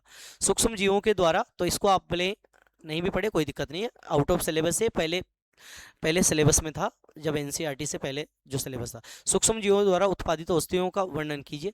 तो माइक्रोब्स के द्वारा जो कई सारी दवाइयां बनाई जाती है, माइक्रोब्स के द्वारा आपको पता है जैसे एंटीबायोटिक बनाई गई है, एनसीईआरटी में तो एक के बारे में डिस्कस किया हुआ है, पेनिसिलिन के बारे में, तो आप पेनिसिलिन की जानकारी यहाँ पे दे सकते हैं। मानव कल्याण में सूक्ष्म जीवों की भूमिका पर संक्षिप्त लेख लिखिए। तो यहाँ पे मानव के लिए सूक्ष्म जीवों का यूज करके क्या क्या बनाए जा सकते हैं वो प्रोडक्ट्स के बारे में लिखना है। दूध, दही, जैसे कि पेनिसिलिन, एंटीबायोटिक, जैसे कि और भी जो भी प्रोडक्ट्स बनाए जाते हैं जैसे शराब है ना, ये सब के बारे में आपको समझाना है। और इस तरीके से ये जो चैप्टर है वो कंप्लीट हुआ, 8वां। 9वां चैप्टर अपने पास स्टार्ट हो गया है, जैव प्रौद्योगिकी सिद्धांत एवं प्रक्रम। एगारोज जेल प्राप्त किया जाता है। एगारोज जो जेल है वो कहाँ से प्राप्त किया जाता है? कवक से, समुद्री घास से, बिल्कुल करेक्ट आंसर है। सी बीड से, समुद्री घास से एगारोज जेल प्राप्त किया जाता है, जिसका उपयोग जेल इलेक्ट्रोफोरेसिस तकनीक में किया जाता है। बीटी कपास पौधा सुरक्षित करता है, यानी बीटी कॉटन। बीटी कॉटन जो है वो प्लांट में रिमाइंड प्रोटेक्ट फ्रॉम, यानी बीटी कपास पौधे को किससे सुरक्षा देता है? तो सीधी बात है, बीटी जो कपास है वो बीटी कपास कीटों से। बीटी कपास क्या होती है? जब जो जो बीटी जीवाणु होता है बेसिलस तुरेंजिस, उसके जीन को कपास में डाल दिया, वो बीटी कॉटन हो गया। और वो बचाती है, किससे बचाती है? कीटों से। कई लोग इसका आंसर बैक्टीरिया भी कर देते हैं, लेकिन बैक्टीरिया नहीं होगा, इंसेक्ट से बचाती है। क्योंकि जो अपन ने बात की है, बेसिलस तुरेंजिस जो बैक्टीरिया है वो बेसिलस तुरेंजिस बैक्टीरिया किसको मारते हैं? इंसेक्ट को मारते हैं, कीटों को मारते हैं। अगला क्वेश्चन, डीएनए को विशिष्ट स्थानों पर काटने वाला एंजाइम। डीएनए को स्पेसिफिक रीजन से काटने वाला एंजाइम है, तो काटने वाला एंजाइम रेस्ट्रिक्शन एंजाइम होता है। रेस्ट्रिक्शन एंजाइम यानी प्रतिबंधन एंजाइम। तो ये लो, इसका उत्तर हो जाएगा रेस्ट्रिक्शन। या एंडोन्यूक्लियस और एक्सोन्यूक्लियस के होते हैं, ध्यान रखना, दो प्रकार के होते हैं। प्लाज्मिड पीबीआर 322 का उपयोग किया जाता है, क्लोनिंग संवाहक के रूप में किया जाता है, क्लोनिंग वेक्टर के रूप में किया जाता है। सीधी बात है, तो ये हो गया आंसर वेक्टर। पीबीआर 322 का यूज किया जाता है क्लोनिंग वेक्टर के रूप में। अगला क्वेश्चन, पीसीआर का उपयोग किया जाता है। पीसीआर जो टेक्निक है वो क्यों यूज की जाती है? तो पीसीआर डीएनए की मात्रा को डबल करने के लिए किया जाता है, पॉलीमरेज चेन रिएक्शन बोलते हैं।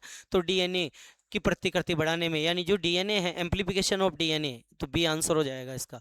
डीएनए की मात्रा को डबल करने के लिए किसका यूज किया जाता है? पीसीआर का। आणविक कैंची किसे कहते हैं? तो सीधी बात है, आणविक कैंची किसे कहते हैं?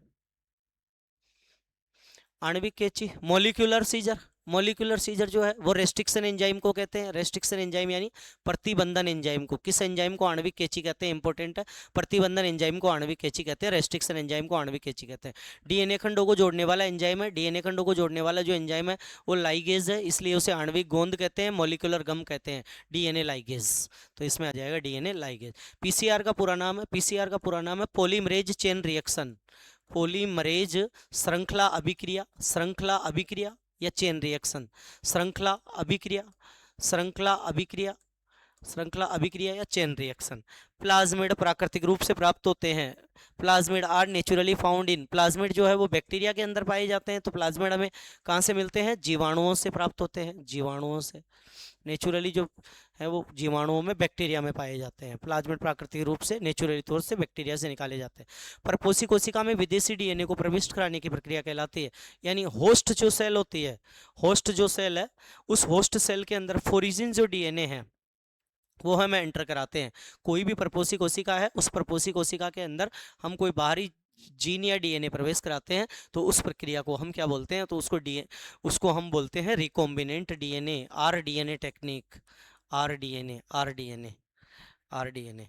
परपोषी कोशिका में विदेशी डीएनए यानी फोरिजिन डीएनए को प्रविष्ट आरडीएनए टेक्निक का यूज करके ये काम करते हैं।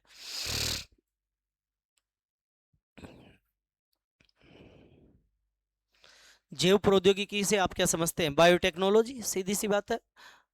बायोटेक्नोलॉजी का मतलब क्या होता है? माइक्रोब्स का यूज करके ह्यूमन के लिए यूजफुल प्रोडक्ट बनाना, सूक्ष्म जीवों का उपयोग करके मानव के लिए उपयोगी उत्पाद बनाना ही क्या कहलाता है? जैव प्रौद्योगिकी कहलाता है। प्रतिबंधन एंजाइम क्या है? ऐसा एंजाइम जो डीएनए को काटता है, ऐसा एंजाइम जो डीएनए को क्या करता है? काटता है। प्रतिबंधन, उनका एक उदाहरण दीजिए। तो देखो भाई, प्रतिबंधन एंजाइम का उदाहरण करें तो डीएनए को काटने वाला प्रतिबंधन enzyme, Eco R first, Hind second, Hind second कई सारे हो सकते हैं। ये उसने पूछा इसका एक उदाहरण दीजिए, तो ये उदाहरण है। अगर यहाँ पे पूछा प्रतिबंधन एंजाइम क्या होते हैं, डीएनए को काटने वाले, और पूछता कितने प्रकार के होते हैं, तो हम कहते हैं दो प्रकार के होते हैं, एक एंडोन्यूक्लियस, एक एंडो, और एक कौन से होते हैं, एक्सो। तो इस बात का आप ध्यान रखेंगे। चलिए आगे की तरफ बढ़ते हैं। आगे की तरफ अगर बढ़े, संवाहक किसे कहते हैं, व्हाट इज वेक्टर, संवाहक किसे कहते हैं, प्लाज्मिड को संवाहक क्यों माना जाता है, तो सीधी सी बात है, वेक्टर किसे कहते हैं, जो फोरिजिन डीएनए को, जो बाहरी डीएनए को होस्ट सेल के अंदर लेकर जाए, जो बाहरी जीन को किसके अंदर, परपोषी जीव के अंदर लेकर जाए, उसे ही क्लोनिंग वेक्टर कहते हैं। प्लाज्मिड संवाहक, प्लाज्मिड को संवाहक क्यों माना जाता है, क्योंकि ये जो प्लाज्मिड होता है, इस प्लाज्मिड के अंदर सेल्फ रेप्लिकेशन का, स्व प्रतिकृति का गुण पाया जाता है, स्व प्रतिकृति का गुण पाया जाता है। इसलिए सेल्फ रेप्लिकेशन के गुण पाए जाने के कारण प्लाज्मिड को क्या कहा जाता है, इसको कहा जाता है संवाहक क्लोनिंग वेक्टर कहा जाता है। जीन क्लोनिंग से आप क्या समझते हैं, क्लोनिंग का मतलब होता है, क्लोनिंग का मतलब होता है मल्टीपल कॉपीज बनाना, यानी जीन की या डीएनए की मल्टीपल कॉपीज बनाना, एक से अनेक प्रतियां तैयार करना ही क्या कहलाता है, जीन क्लोनिंग कहलाता है। पीसीआर तकनीकी को संक्षिप्त में समझाइए, इसको आप पढ़ के जाना अच्छे से। पीसीआर जो है पॉलीमरेज चेन रिएक्शन, डीएनए के मल्टीप्लिकेशन करवाने के लिए पीसीआर टेक्निक का यूज किया जाता है। पीसीआर टेक्निक 3 चरणों में की जाती है, विथ डायग्राम आप पढ़कर जाएंगे।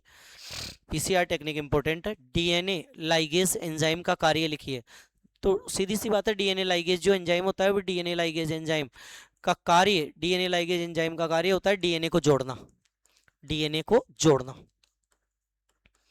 डीएनए को जोड़ना, बाइंडिंग ऑफ डीएनए, है ना। इलेक्ट्रोफोरेसिस तकनीकी क्या है, डीएनए के कटे हुए खंडों को, कटे हुए खंडों को, the cut fragments, separation of cut fragments of DNA, DNA के कटे हुए टुकड़ों को अलग करने के लिए, को अलग करने के लिए इस टेक्निक का यूज किया जाता है, किसका, इलेक्ट्रोफोरेसिस का, the separation of cut DNA fragments. चलिए, स्वर्ण चावल किसे कहते हैं, तो आप याद रखेंगे, बायोटेक्नोलॉजी का यूज़ करके जो चावल बनाया गया है उसे गोल्डन राइस कहते हैं। और इस गोल्डन राइस के अंदर मेन बात जो याद रखेंगे वो क्या पाया जाता है, विटामिन ए प्रचुर मात्रा में पाया जाता है। गोल्डन राइस में कौन सा पाया जाता है, विटामिन ए। ये क्वेश्चन पूछा जाता है। जीन चिकित्सा से आप क्या समझते हैं, बायोटेक्नोलॉजी का यूज़ करके, जैव प्रौद्योगिकी का यूज़ करके जीन को ट्रीट करना, जीन को उपचारित करना ही क्या कहलाता है, जीन चिकित्सा। सबसे पहले जीन चिकित्सा एक 4 साल की लड़की में की गई, जिसमें एडीए की कमी को दूर करने के लिए की गई, एडिनोसिन डीएमिनेज, इसकी कमी को दूर करने के लिए जीन चिकित्सा सबसे पहले की गई थी। जीएम फसल किसे कहते हैं, जेनेटिकली मॉडिफाइड, जीएम का पूरा नाम होता है जेनेटिकली मॉडिफाइड क्रॉप, यानी ऐसी क्रॉप जिसके अंदर फोरिजिन जीन एंटर करा के जिसका निर्माण किया जाता है, जिसमें बाहरी जीन प्रवेश करा के जिसका निर्माण किया जाता है, बाहरी जीन प्रवेश करा के जिसका निर्माण किया जाता है, उसे जीएम फसल कहते हैं। कई सारी जीएम फसल बनाई जा चुकी है। किसी एक ट्रांसजेनिक जंतु का नाम बताइए, यानी ट्रांसजेनिक यानी ऐसे एनिमल्स जिनको ट्रांसजेंट करके बनाया गया है, जिसमें बाहरी जीन प्रवेश करा के फोरिजिन जीन ट्रांसमिट करके जिसका निर्माण किया गया है, उस एक जीव का नाम बताइए। तो कई सारे जीव है, रोजी गाय है आपके सामने, रोजी गाय, रोजी गाय कक्षा 12 के जो सिलेबस में है वो रोजी गाय है, वो एक ट्रांसजेनिक गाय है जिसके दूध के अंदर मानव प्रोटीन लेक्ट एल्बुमिन पाया जाता है। जैव प्रौद्योगिकी का एक चिकित्सीय उपयोग लिखिए, यानी बायोटेक्नोलॉजी है उसका एक क्या लिखना है, थेरेपिक यानी मेडिसिन में यूज बताना है बायोटेक्नोलॉजी का। और बायोटेक्नोलॉजी का मेडिसिन में यूज कई सारे हैं, जैसे कि हमने जीन चिकित्सा की बात की थी अभी, जीन चिकित्सा, जीन थेरेपी के अलावा जेनेटिकली इंजीनियर्ड इंसुलिन, आनुवंशिक निर्मित इंसुलिन और मॉलिक्यूलर डायग्नोसिस, ये सारे के सारे इसी के पार्ट हैं। चलिए आगे बढ़ते हैं, आगे बढ़ते हैं। जैव प्रौद्योगिकी का कृषि में एक उपयोग बताइए, तो जैव प्रौद्योगिकी कृषि के अंदर सीधी सी बात है, बहुत सारे यूज है। जीएम फसलें बनाना, जीएम क्रॉप बनाना, जीएम फसलें बनाना, और क्या बनाना, और क्या बनाना, आरएनए इंटरफेरेंस, आरएनए अंतरसेप, आरएनए अंतरसेप, पीड़क प्रतिरोधी पौधे, पीड़क प्रतिरोधी पौधे बनाना, पीड़क प्रतिरोधी पौधे, पेस्ट रेसिस्टेंट प्लांट बनाना, पीड़क प्रतिरोधी पौधे बनाना, पौधे बनाना। चलिए आगे की बात करें, जैव प्रौद्योगिकी कृषि में हो गया।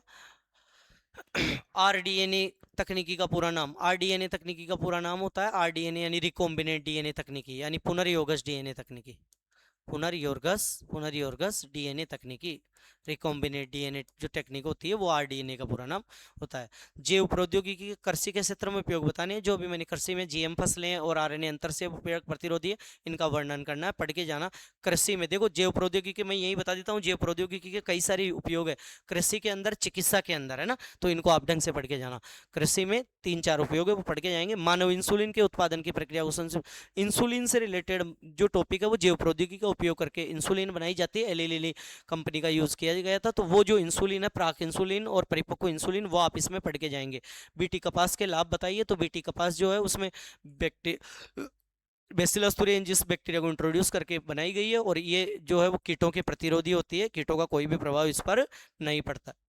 ट्रांसजेनिक जंतुओं के कोई 3 उपयोग बताइए। ऐसे जंतु जिनमें बाहरी जीन प्रवेश करा के जिनका उपयोग किया जाता है वो ट्रांसजेनिक, और इनके कई सारे उपयोग है जैव उत्पाद बनाने के अंदर, दवाइयों का परीक्षण या रासायनिक परीक्षण, टीका सुरक्षा, ये सब करने के अंदर ट्रांसजेनिक जंतुओं का यूज किया जाता है।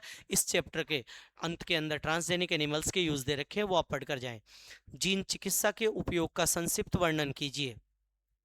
जीन चिकित्सा का उपयोग मैंने अभी भी बताया था, एक 4 वर्षीय लड़के में एडीए की कमी को दूर करने के लिए किया गया था, वो पढ़ के जाना आप। स्वर्ण चावल में पोषण महत्व को समझाइए, यानी जो गोल्डन राइस है उस गोल्डन राइस में पोषण के महत्व को। तो गोल्डन राइस जो है वो विटामिन ए प्रचुर मात्रा में पाया जाता है, अतः विटामिन ए की प्रचुरता के कारण जिस व्यक्ति में रतौंधी यानी कलर ब्लाइंडनेस होता है, उस कलर ब्लाइंडनेस रोगी आसानी से का उपयोग किया जा सकता है, उसमें कलर ब्लाइंडनेस जो डिजीज है उसका ट्रीटमेंट किया जा सकता है। जीएम फसलों के लाभ बताइए। जीएम फसलें जो है, उन जीएम फसलों का उपयोग करके हम प्रतिरोधी फसलें बना सकते हैं। सूखा, अधिक वर्षा, ओलावृष्टि, इन सब चीज़ों से उनकी सुरक्षा होती है। तो जीएम फसलों के महत्व लिखवा रखे नोट्स में, आप पढ़कर जाएं। जैव प्रौद्योगिकी द्वारा, किसके द्वारा? जैव प्रौद्योगिकी द्वारा रोग प्रतिरोधी पौधे का निर्माण। जैव प्रौद्योगिकी द्वारा रोग प्रतिरोधी पौधों का निर्माण कैसे किया जाता है? तो जैव प्रौद्योगिकी टेक्निक के द्वारा रोग प्रतिरोधी पौधे बनाने के लिए, आरएनए अंतरसेप तकनीकी का उपयोग किया जाता है। आरएनए अंतरसेप, और आरएनए अंतरसेप को डिटेल से आप पढ़कर जाएं। आरएनए अंतरसेप क्या होता है वो नोट्स में आपके लिखवा रखा है, इंपॉर्टेंट है। ट्रांसजेनिक पौधे के निर्माण की प्रक्रिया को समझाइए, यानी किसी भी ट्रांसजेनिक पौधे, कोई बाहरी जीन जब किसी पौधे में एंटर करवाई जाती है तो वो पौधा जो है उसमें बाहरी जीन प्रवेश कर जाने के कारण वो क्या बन जाता है? ट्रांसजेनिक पौधा बन जाता है। तो पौधे में निर्माण की प्रक्रिया को आपको थोड़ा सा पढ़ के जाना है। जैव प्रौद्योगिकी के नैतिक एवं सामान्य मुद्दों के बारे में या प्रभाव के बारे में, यानी आपको इसके अंदर क्या पढ़ के जाना है? आपको इसके अंदर बायोपायरेसी और बायो पेटेंट पढ़ के जाना है। बायो पेटेंट बायोपायरेसी क्या होता है? किसी भी राष्ट्र या किसी भी कंपनी के द्वारा बिना अनुमोदन के उसका उपयोग करना क्या कहलाता है? बायोपायरेसी। और बायो पेटेंट यानी किसी भी कंपनी के द्वारा किसी प्रोडक्ट पर अधिकार प्राप्त कर लेना, बायो पेटेंट कहलाता है। चलिए 10वां चैप्टर पूरा हो गया, 11वें चैप्टर की बात करें। किसी क्षेत्र में किसी समय पर विशेष पाई जाने वाली एक ही प्रजाति के जीवों का समूह, यानी सेम स्पीसीज का जो ग्रुप है वो क्या कहलाता है भाई बच्चों? सीधी सी बात है, वो कहलाता है क्या? वो कहलाता है पॉपुलेशन। और पॉपुलेशन को हिंदी में लिखा हुआ है जनसंख्या। जनसंख्या, एक समान स्पीसीज, किसी भी ज्योग्राफिकल एरिया में एक समान स्पीसीज पाई जा रही है तो उसे हम क्या कहेंगे? उसे कहेंगे पॉपुलेशन। जनसंख्या घनत्व को सामान्यतः व्यक्त किया जाता है। पॉपुलेशन डेंसिटी को किसके द्वारा रिप्रेजेंट किया जाता है? आयतन द्वारा, वॉल्यूम द्वारा, क्षेत्रफल यानी एरिया द्वारा, द्रव्यमान द्वारा, एनर्जी द्वारा? नहीं, किसके द्वारा? क्षेत्रफल यानी एरिया के द्वारा। यानी डेंसिटी का मतलब होता है एरिया। एरिया बढ़ेगा यानी ऑर्गेनिज्म का नंबर बढ़ेगा और एरिया बढ़ेगा, वो क्या होता है? डेंसिटी। जनसंख्या वृद्धि का जे आकार जो कर्व है वो क्या कहलाता है? तो जे आकार कर्व जो है वो लॉजिस्टिक वृद्धि मॉडल कहलाता है।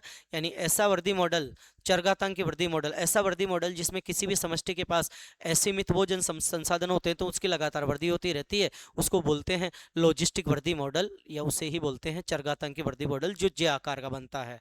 और उसके बाद दूसरा एस आकार बनता है।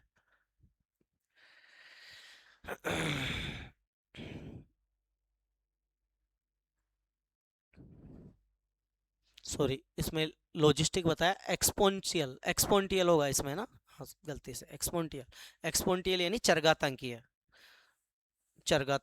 लॉजिस्टिक नहीं, चरघातांकीय है ना, घातांकीय वृद्धि लिखा हुआ है इसलिए तो थोड़ा ध्यान नहीं दिया।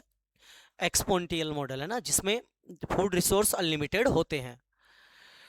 जन्म दर, मृत्यु दर तथा आप्रवासन, यानी बर्थ रेट नहीं दिख रहा होगा, birth rate, death rate and immigration, birth rate, death rate and immigration, ये किसको कहते हैं? तो सीधी सी बात है, जन्म लेना, डेथ यानी मरना, माइग्रेशन यानी वहां से चले जाना, ये किस चीज के, किसके सिम्टम्स है या किस चीज को रिप्रेजेंट करते हैं? तो ये पॉपुलेशन के एट्रीब्यूट्स है, यानी समष्टि के समष्टि जो है उसके गुण है, तो इसका मतलब इसका आंसर हो जाएगा। खैर ये तीनों के तीनों एक समष्टि के गुण है पॉपुलेशन के एट्रीब्यूट्स से जो लिखवाए हुए हैं। Predator pray relationship is example, यानी शिकार और शिकारी और शिकार का उदाहरण है इनमें से, यानी कौन प्रीडेटर किस प्रे को खाता है, तो इनमें से ये किससे रिलेटेड है? तो सीधी सी सिम्बायोटिक, यानी दोनों का साथ साथ रहना, नहीं है ये। उसके बाद पैरासिटिज्म, नहीं। परजीविता नहीं है, परजीविता में एक को लाभ एक को हानि, लेकिन वो शरीर के अंदर रहता है। कॉम्पिटिशन, नहीं, दोनों को हानि होती है। प्रीडेशन, प्रीडेशन यानी शिकारीपन, इसका मतलब इसका एग्जाम्पल जो है वो क्या होगा? D, predation. प्रे और प्रेडेटर का जो एग्जाम्पल है वो है प्रेडेशन। जनसंख्या से आप क्या समझते हैं? जनसंख्या का मतलब है भाई पॉपुलेशन, तो अभी अभी बताया, एक समान जो जीव है उनका समूह क्या कहलाता है? पॉपुलेशन कहलाता है। यानी जो सिमिलर स्पीसीज का जो ग्रुप है जो किसी जोग्राफिकल एरिया में रह रहा है वो क्या कहलाता है? वो एक पॉपुलेशन कहलाता है। जैसे कि अपन ने बात की, ये जोग्राफिकल एरिया है, यहाँ एक जैसे जीव सरवाइव कर रहे हैं, यहाँ एक जैसे जीव रह रहे हैं, कोई भी अदर स्पीसीज नहीं है, इसका मतलब एक जैसी स्पीसीज यहाँ है, तो वो क्या कहलाती है? एक पॉपुलेशन। जनसंख्या घनत्व किसे कहते हैं? पॉपुलेशन डेंसिटी किसे कहते हैं? मान लो अगर मैं बात करूं, ये 1 किलोमीटर एरिया है, 1 किलोमीटर, 1 किलोमीटर एरिया के अंदर कितने कितने जीव यानी सिमिलर स्पीसीज के कितने जीव रह रहे हैं? तो ये 1 किलोमीटर एरिया में जितने जीव रहते हैं, जितने ऑर्गेनिज्म रहते हैं सिमिलर स्पीसीज के, वही क्या कहलाता है? डेंसिटी। डेंसिटी यानी area wise number of organism. जन्म दर किसे कहते हैं? तो जन्म दर यानी बर्थ रेट क्या होती है? तो हमको पता है ये कोई भी जोग्राफिकल एरिया है, इस जोग्राफिकल एरिया में जितने भी ऑर्गेनिज्म रह रहे थे, 10 ऑर्गेनिज्म रह रहे थे, हमने देखा 1 महीने के अंदर यहाँ पे 5 ऑर्गेनिज्म और आ गए, यानी उनका जन्म हुआ, तो इसका मतलब 1 महीने के अंदर अब कितने हो गए? 15। इसका मतलब पहले 10 थे, तो इसका मतलब इसकी जो जन्म दर है वो कितनी हो गई 1 महीने की? 5। 5 व्यक्ति या 5 जीव, इसका मतलब प्रति एकांक समय में जन्म लेने वाले जीवों की संख्या जन्म दर कहलाती है। मृत्यु दर से आप क्या समझते हैं? प्रति एकांक समय में मरने वाले जीवों की संख्या मृत्यु दर या डेथ रेट कहलाती है। ये एट्रीब्यूट है पॉपुलेशन के, जन्म दर, मृत्यु दर। ये चैप्टर बहुत छोटा है, ज़्यादा बड़ा नहीं है, उसको थोड़ा ढंग से पढ़ के जाएं, है ना, इसमें से कुछ भी नहीं छोड़े। इमिग्रेशन किसे कहते हैं? आप्रवासन। मिग्रेशन लिखा हुआ है लेकिन इमिग्रेशन, आप्रवासन। आप्रवासन का मतलब है किसी भी जोग्राफिकल एरिया को छोड़कर कोई भी जीव किसी दूसरे भौगोलिक आवास में जोग्राफिकल एरिया में आ गए हैं तो वहाँ पॉपुलेशन डेंसिटी बढ़ जाती है। तो इमिग्रेशन, आप्रवासन जनसंख्या जो घनत्व है उसको बढ़ाता है, जन्म दर भी बढ़ाता है लेकिन मृत्यु दर घटाता है।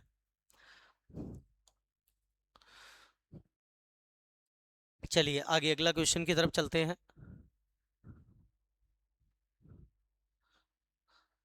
जनसंख्या वृद्धि से क्या आप समझते हैं? पॉपुलेशन ग्रोथ से आप क्या बढ़ते हैं, क्या समझते हैं? यानी किसी भी जोग्राफिकल एरिया के अंदर, किसी भी जोग्राफिकल एरिया में एक पर्टिकुलर टाइम पर, यहाँ पे पहले 100 ऑर्गेनिज्म रह रहे थे, अब कुछ दिनों बाद में 1 महीने के बाद यहाँ पे 120 ऑर्गेनिज्म हो गए, यानी प्रति एकांक समय में, है ना, किसी गिवन टाइम पीरियड पर, प्रति एकांक समय पर क्या जीवों की संख्या का बढ़ना या ऑर्गेनिज्म का नंबर बढ़ना ही क्या कहलाता है? Population growth. पॉपुलेशन ग्रोथ यानी जनसंख्या, या फिर उसी को हम बोलते हैं समष्टि वृद्धि। समष्टि वृद्धि। चर घातांकीय वृद्धि के बारे में बात कर रहा है, एक्सपोनेंशियल। तो वही चीज़ कि जब किसी के पास अनलिमिटेड फूड रिसोर्स होते हैं, यानी असीमित भोज्य संसाधन होते हैं, तो उनकी वृद्धि लगातार होती रहती है और जे आकार कर्व प्राप्त होता है, कभी उनकी वृद्धि रुकती नहीं है ना, कंटिन्यू ग्रोथ होती ही रहती है। उसे बोलते हैं क्या? उसे बोलते हैं चर घातांकीय वृद्धि मॉडल या एक्सपोनेंशियल या घातांकीय वृद्धि मॉडल। लॉजिस्टिक इसका उल्टा हो जाएगा, लॉजिस्टिक वृद्धि मॉडल। लॉजिस्टिक वृद्धि मॉडल क्या कहना चाहता है, तो आप बात कर लेंगे लॉजिस्टिक वृद्धि मॉडल के बारे में। क्या भाई, ये कोई भी पॉपुलेशन है, कोई भी पॉपुलेशन के अंदर लिमिटेड फूड रिसोर्स होते हैं, तो एक पर्टिकुलर टाइम तक उसकी ग्रोथ होती है, उसके बाद उसकी ग्रोथ रुक जाती है, यानी एस कर्व ग्राफ उसके अंदर प्राप्त होता है। और ये जो एस कर्व ग्राफ प्राप्त होता है, इसके अंदर उसकी अनलिमिटेड फूड रिसोर्स के कारण ग्रोथ एक पर्टिकुलर टाइम पर रुक जाती है, उसे लॉजिस्टिक वृद्धि मॉडल कहते हैं। परजीविता से आप क्या समझते हैं? परजीविता यानी पैरासिटिज्म, किसी एक जीव का दूसरे जीव के अंदर या उसके शरीर पर रहकर उससे न्यूट्रिशन लेना ही क्या कहलाता है? परजीविता। एक्टो और एंडो दो प्रकार के पैरासिटिज्म होती है। प्रतिस्पर्धा यानी कंपटीशन किसे कहते हैं? जब दो जीव या दो ऑर्गेनिज्म सिमिलर फूड रिसोर्स के लिए एक दूसरे के बीच कंपटीशन होने लगता है, यानी उसको प्राप्त करने के लिए दोनों के बीच लड़ाई होने लगती है, उसे ही हम कंपटीशन कहते हैं। इसमें दोनों प्रजातियों को हानि होती है। जनसंख्या घनत्व को प्रभावित करने वाले कारक है जन्म दर, मृत्यु दर, आप्रवासन, उत्प्रवासन, है ना, birth rate, death rate, immigration, emigration, ये इसके आंसर हो जाएगा। जन्म दर मृत्यु दर में अंतर बताइए, यानी प्रत्येक अंक समय में जन्म लेने वाले जीव और मरने वाले जीव। जन्म दर यानी बर्थ रेट है वो पॉपुलेशन डेंसिटी को बढ़ाती है और ये पॉपुलेशन डेंसिटी को कम करती है। कौन? Death rate. जनसंख्या वृद्धि के चरघातांकीय वक्र का वर्णन कीजिए। अभी अभी हमने चरघातांकीय वृद्धि मॉडल के बारे में बात की थी। चरघातांकीय वृद्धि यानी एक्सपोनेंशियल यानी असीमित भोज्य संसाधन, तो लगातार उसकी वृद्धि होती रहती है। जे आकार का वक्र हमें प्राप्त होता है, तो इसको ढंग से पढ़ के जाएं। इसमें दो प्रकार की वृद्धि है, एक चरघातांकीय वृद्धि मॉडल है, एक लॉजिस्टिक वृद्धि मॉडल है। बहुत इंपॉर्टेंट है दोनों के दोनों, इनमें से एक आने की पूरी पूरी संभावना है। ये वृद्धि मॉडल बच्चों दोनों पढ़कर जाएंगे आप। जनसंख्या वृद्धि के लॉजिस्टिक वक्र को समझाइए, यानी एक बार तो पूछ ले चरघातांकी वृद्धि मॉडल, दूसरा लॉजिस्टिक। मैं कह रहा हूं दोनों पढ़कर जाएं, दोनों इंपॉर्टेंट है, एक आने की पूरी संभावना है। शिकार शिकार और शिकारी यानी प्रे और प्रेडेशन का एग्जाम्पल की बात करें तो उदाहरण की बात किया है, यानी सीधी सी बात है शिकार और प्रेडेटर क्या होता है, तो हम इस एक उदाहरण देना है। सीधी सी बात है, शेर किसी हिरण को खा गया, वो किसका उदाहरण है? प्रेडेटर का है। किसी गोरैया ने किसी बीज को खा लिया, वो किसका उदाहरण है? प्रेडेटर का। किसी मेढक ने किसी इंसेक्ट को खा लिया, प्रेडेटर का। किसी छिपकली ने किसी इंसेक्ट को खा लिया, प्रेडेटर का। परजीविता को उदाहरण सही समझाइए। पैरासिटिज्म को समझाना है, किसी एक जीव के ऊपर दूसरे जीव का रहना। पैरासिटिज्म ये दो प्रकार की होती है, अभी अभी मैंने समझाया था। प्रतिस्पर्धा से आप क्या समझते हैं? कंपटीशन, यानी दो सिमिलर स्पीसीज किसी एक फूड रिसोर्स के लिए क्या करती है? कंपटीशन करती है, यानी उसके लिए वो प्रतिस्पर्धा करती है, जिसमें दोनों को नुकसान होता है, हानि होती है। ठीक है, तो ये आप पढ़कर जाएं। सहजीवन किसे कहते हैं? सहजीवन यानी सिम्बायोटिक, दो जीवों का एक साथ रहना ही क्या कहलाता है? सहजीवन। जिसमें दोनों को फायदा हो वो क्या कहलाता है? सिम्बायोसिस कहलाता है। कई सारे एग्जांपल है सिम्बायोसिस के यहाँ पे, है ना। सिम्बायोसिस की बात है कि कई एक जीव है वो दूसरे जीव के साथ एक एसोसिएशन बना के रह रहा है। जैसे लाइकेन की बात करें, लाइकेन के अंदर फंगी और कवक दोनों साथ रहते हैं, तो ये सिम्बायोटिक का एग्जाम्पल हो गया, जिसमें दोनों को फायदा हो रहा है ना। तो याद रखेंगे। जनसंख्या विस्फोट किसे कहते हैं? जनसंख्या का अचानक बढ़ना ही क्या कहलाता है? जनसंख्या विस्फोट कहलाता है। पॉपुलेशन का अचानक बढ़ना ही, ठीक है। और क्यों बढ़ती है वो आपको बताना है इसके अंदर, ठीक है।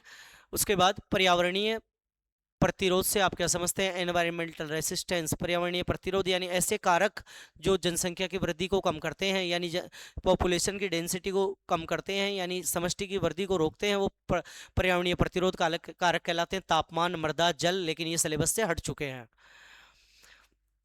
12वां चैप्टर स्टार्ट हो गया है। पारितंत्र का अध्ययन सर्वप्रथम किस वैज्ञानिक ने किया? पारितंत्र का जब भी आपके पास शब्द आता है टेंसले आंसर हो जाएगा, यानी टेंसले ने पारितंत्र शब्द दिया या इसका अध्ययन किया। पारितंत्र के जैव घटक है, यानी बायोटिक फैक्टर कौन से हैं इकोसिस्टम के? तो जो बायोटिक फैक्टर है वो है उत्पादक, उपभोक्ता और अपघटक। यहाँ एक में ऑप्शन में दे रखा केवल पौधे। केवल पौधे नहीं होगा, वैसे पौधे भी होगा लेकिन केवल पौधे नहीं होगा, ओनली प्लांट नहीं होगा, इसलिए इसका आंसर हो जाएगा क्या क्या? प्रोड्यूसर्स, कंज्यूमर और डिकम्पोजर्स, ये बायोटिक फैक्टर्स होते हैं किसके? किसी भी इकोसिस्टम के बायोटिक। एबायोटिक वाटर, सॉइल, है ना, वाटर, सॉइल, एयर, ये सब क्या होते हैं? एबायोटिक। ऊर्जा का प्रवाह है, ऊर्जा का प्रवाह, एनर्जी का फ्लो किस डायरेक्शन में होता है? एनसीईआरटी में साफ साफ दे रखा है, यूनि डायरेक्शन में, एक दिशीय। ऊर्जा का प्रवाह हमेशा एक दिशीय होता है। और ऊर्जा प्रवाह का 10% नियम आप पढ़कर जाएंगे। 10% एनर्जी ही नेक्स्ट ट्रॉपिकल लेवल तक जाती है, 90% एनर्जी का लॉस कर दिया जाता है। तो यूनि डायरेक्शन इसका आंसर होगा, जो ये रहा, और उधर भी मैंने टिक करवाया है। खाद्य श्रृंखला का प्रथम स्तर है, यानी जो फूड चेन होती है वो शुरुआत कहाँ से होती है? तो सीधी सी बात है, फूड चेन की जो स्टार्टिंग है वो प्रोड्यूसर से होती है, पेड़ पौधों से स्टार्ट होती है। तो प्रोड्यूसर इसका आंसर हो गया, फूड चेन प्रोड्यूसर से स्टार्ट होती है। निम्न में से कौन सा जलीय पारितंत्र का उदाहरण है, यानी कौन सा इनमें से एक्वेटिक इकोसिस्टम है? तो मरुस्थल नहीं है, वन नहीं है, तालाब नहीं है, तालाब है, तालाब, घास भूमि नहीं है, ये तीन नहीं है। और इसका आंसर है पॉन्ड। पॉन्ड एक क्या है? एक्वेटिक इकोसिस्टम है। पारितंत्र से आप क्या समझते हैं? पारितंत्र के घटकों का वर्णन कीजिए। पारितंत्र क्या होते हैं भाई? बायोटिक और एबायोटिक कंपोनेंट मिलकर ही, जैविक और अजैविक घटक मिलकर क्या करते हैं? एक पारितंत्र का निर्माण करते हैं। पारितंत्र के दो घटक होते हैं, जैविक और अजैविक घटक होते हैं, और जैविक और अजैविक घटकों में आपको इसमें वर्णन करना है। अजैविक घटक तो सिलेबस से हट गए हैं, लेकिन जैविक घटक के लिए अगर बात करें तो आपको समझाना होगा उत्पादक, उपभोक्ता और अपघटक, इसमें आपको समझाना है। पारितंत्र में ऊर्जा प्रवाह को आरेख सहित समझाइए। देखो भाई, एनर्जी फ्लो का एक डायग्राम दे रखा है जिसमें 10% एनर्जी लॉस होती हुई दिखाई दे रही है। एक ट्रॉपिकल लेवल से नेक्स्ट ट्रॉपिकल लेवल तक एनर्जी का जो फ्लो हो रहा है उसमें 10% एनर्जी क्या हो रही है, लॉस हो रही है। तो वो डायग्राम इसमें बनाना है एनर्जी फ्लो का, यानी ऊर्जा प्रवाह का होता हुआ जो एक डायग्राम है वो आपको इसमें समझाना है। ठीक है, आगे बढ़ते हैं, अगला क्वेश्चन, अगले क्वेश्चन की ओर बढ़े। खाद्य श्रृंखला और खाद्य जाल, खाद्य श्रृंखला और खाद्य जाल को, फूड चेन और फूड वेब को अच्छे से समझाया हुआ है। यानी फूड चेन होती है वो सिंपल होती है, फूड वेब कॉम्प्लेक्स होता है। फूड चेन जो होती है वो उसके अंदर एक ऑर्गेनिज्म खत्म हो जाने पर पूरी पूरी फूड चेन खत्म हो जाती है। लेकिन फूड वेब के अंदर 2 और मोर देन फूड चेन्स मिलकर, यानी 2 या 2 से अधिक खाद्य श्रृंखला मिलकर खाद्य जाल बनाती है, कॉम्प्लेक्स होता है। और इनका डायग्राम भी आपके नोट्स में बनवाया हुआ है। खाद्य श्रृंखला और खाद्य जाल अवश्य पढ़ के जाएं। इनमें से खाद्य श्रृंखला आने की पूरी पूरी संभावना है। खाद्य श्रृंखला 2 प्रकार की होती है, तो खाद्य श्रृंखला थोड़ा, फूड चेन थोड़ा ढंग से पढ़ के जाएं, है ना, दो उसके प्रकार भी। पारितंत्र में पोषक तत्वों के चक्र का वर्णन कीजिए, ये आपके सिलेबस से हट चुका है भाई। पोषक तत्व जो है उसमें कार्बन चक्र, नाइट्रोजन चक्र ये दे रखे हैं, आपके सिलेबस से हट गए हैं, बिल्कुल भी आपको पढ़ने की जरूरत नहीं है। सारे के सारे न्यूट्रिएंट जो साइकिल्स है वो, ये देखो आगे अगला क्वेश्चन है, ये कार्बन चक्र को आरेख द्वारा समझाइए, नहीं पढ़ना है, सिलेबस से हट चुके हैं। नाइट्रोजन चक्र है, ये एक्स्ट्रा क्वेश्चन डाल दिए जो पहले सिलेबस में थे एनसीईआरटी में, उसके बाद काट दिए गए हैं, तो ये आपको बिल्कुल नहीं पढ़ना है। ठीक है, आगे की तरफ बढ़ते हैं। अगला जो क्वेश्चन है, पारितंत्र की उत्पादकता से आप क्या समझते हैं? तो देखो सीधी सी बात है, प्रोडक्टिविटी किसे कहते हैं भाई? प्रोडक्टिविटी प्लांट्स के द्वारा, ग्रीन ग्रीन प्लांट्स के द्वारा क्या किया जाता है, पर एक पर्टिकुलर टाइम पर क्या बायोमास का प्रोडक्शन ही क्या कहलाता है, जैव वार्क उत्पादन की दर ही क्या कहलाती है, उत्पादकता कहलाती है। प्रोडक्टिविटी आप पढ़ के जाएं। प्रोडक्टिविटी से मुझे पूरी संभावना है एक छोटा या बड़ा प्रश्न आएगा, लेकिन निश्चित रूप से आएगा प्रोडक्टिविटी से, क्योंकि प्रोडक्टिविटी उत्पादकता के प्रकार है, और उत्पादकता के प्रकार से आपसे प्रश्न आएंगे। प्राथमिक और द्वितीयक, प्राइमरी और सेकेंडरी प्रोडक्टिविटी पूछा है, और इनमें भी net primary productivity, gross primary productivity आप पढ़कर जाएंगे निश्चित रूप से। अगला क्वेश्चन, पारितंत्र में अपघटकों की भूमिका का वर्णन कीजिए। डिकम्पोजर्स जो है वो एक इकोसिस्टम में क्या करते हैं, तो डिकम्पोजर्स डिकम्पोजिशन करते हैं, और आप यहाँ पे बताएंगे डिकम्पोजर्स जो है वो जटिल कार्बनिक पदार्थों को नष्ट करते हैं, और अपघटन की प्रक्रिया को विस्तार से समझाएंगे। अपघटन की प्रक्रिया का क्वेश्चन भी कल आपको देखने को मिलेगा बड़े प्रश्न में। निश्चित रूप से आप अपघटन को ढंग से पढ़ के जाएं, उसके चरणों को भी ढंग से पढ़ के जाएं। स्थलीय पारितंत्र जो है उसके विभिन्न प्रकार, स्थलीय पारितंत्र के विभिन्न प्रकारों का वर्णन कीजिए। यानी एक जो टेरेस्ट्रियल इकोसिस्टम है, उस टेरेस्ट्रियल इकोसिस्टम के विभिन्न जो लेवल्स है उनको क्या करना है, आपको वर्णन करना है। तो टेरेस्ट्रियल जो इकोसिस्टम है उसके अंदर, जैसे कि अगर अपन बात करें किसी फॉरेस्ट की, तो फॉरेस्ट के अंदर क्या क्या लेवल होते हैं, तो फॉरेस्ट के अंदर जो है सॉइल होता है, जंगल, और वहाँ पे क्या उगते हैं, प्लांट्स उगते हैं, उसके अंदर और क्या रहते हैं, एनिमल्स रहते हैं। तो आपको यानी उसके अंदर बायोटिक और एबायोटिक फैक्टर्स को समझाना है, यानी इन जैविक और अजैविक घटकों को समझाना है। जलीय पारितंत्र की संरचना एवं कार्यों को समझाइए। एक्वेटिक जो इकोसिस्टम होता है, जलीय पारितंत्र, नदी, तालाब, इनके बारे में आपको बताना है। और नदी और तालाब के अंदर अब आप कहेंगे सर जलीय पारितंत्र की संरचना, तो आपको बताना है जलीय पारितंत्र किस किस से मिलकर बना होता है। जलीय पारितंत्र में आप उत्पादक कौन होते हैं, उसके बाद उसमें प्राथमिक उपभोक्ता, द्वितीयक उपभोक्ता, तृतीयक उपभोक्ता, यानी वही पादपलवक, जलपलवक और जंतु, पादपलवक, जंतुपलवक, उसके बाद मछलियाँ, छोटी मछलियाँ, बड़ी मछलियाँ, ये सारी चीज़ें आपको इसमें समझानी है और उनके कार्यों का वर्णन करना है। ये चैप्टर कंप्लीट हो गया। 13वां चैप्टर, लास्ट चैप्टर आपके पास, जैव विविधता एवं संरक्षण, बायोडाइवर्सिटी एंड कंजर्वेशन। जैव विविधता से आप क्या समझते हैं, यानी पृथ्वी पर पेड़ पौधों और जीव जंतुओं की जो वेरियस स्पीसीज, यानी विभिन्न प्रजातियां जो पेड़ पौधों और जीव जंतुओं की हमारे पास जो मिलती है, देखने को मिलती है, उसे क्या कहते हैं, जैव विविधता कहते हैं। तो पृथ्वी पर पाई जाने वाली जीव जंतुओं की प्रजातियों को जैव विविधता कहते हैं। प्रजातीय जैव विविधता और आनुवंशिक जैव विविधता, अगर बायोडाइवर्सिटी जो है वो स्पीसीज लेवल पर होती है तो वो कहलाती है प्रजातीय जैव विविधता, स्पीसीज बायोडाइवर्सिटी, और जेनेटिकल लेवल पर होती है तो वो क्या कहलाती है, आनुवंशिक जैव विविधता कहते हैं। विथ एग्जाम्पल आप देख कर जाएंगे, 3 स्तर है, 3 लेवल है बायोडाइवर्सिटी के, तीनों देख कर जाएंगे। भारत को जैव विविधता का इस हॉट स्पॉट क्यों कहा जाता है? तो सीधी सी बात है, हॉट स्पॉट का मतलब है यहाँ सर्वाधिक बायोडाइवर्सिटी पाई जाती है, यानी भारत के अंदर सर्वाधिक जैव विविधता मिलती है, और सर्वाधिक जैव विविधता जिसमें मिलती है, जिसमें सर्वाधिक बायोडाइवर्सिटी, मैक्सिमम बायोडाइवर्सिटी मिलती है, उसे ही हम क्या कहते हैं? हॉट स्पॉट कहते हैं। ऐसे क्षेत्र जहाँ सर्वाधिक जैव विविधता पाई जाती है हॉट स्पॉट क्षेत्र कहलाते हैं।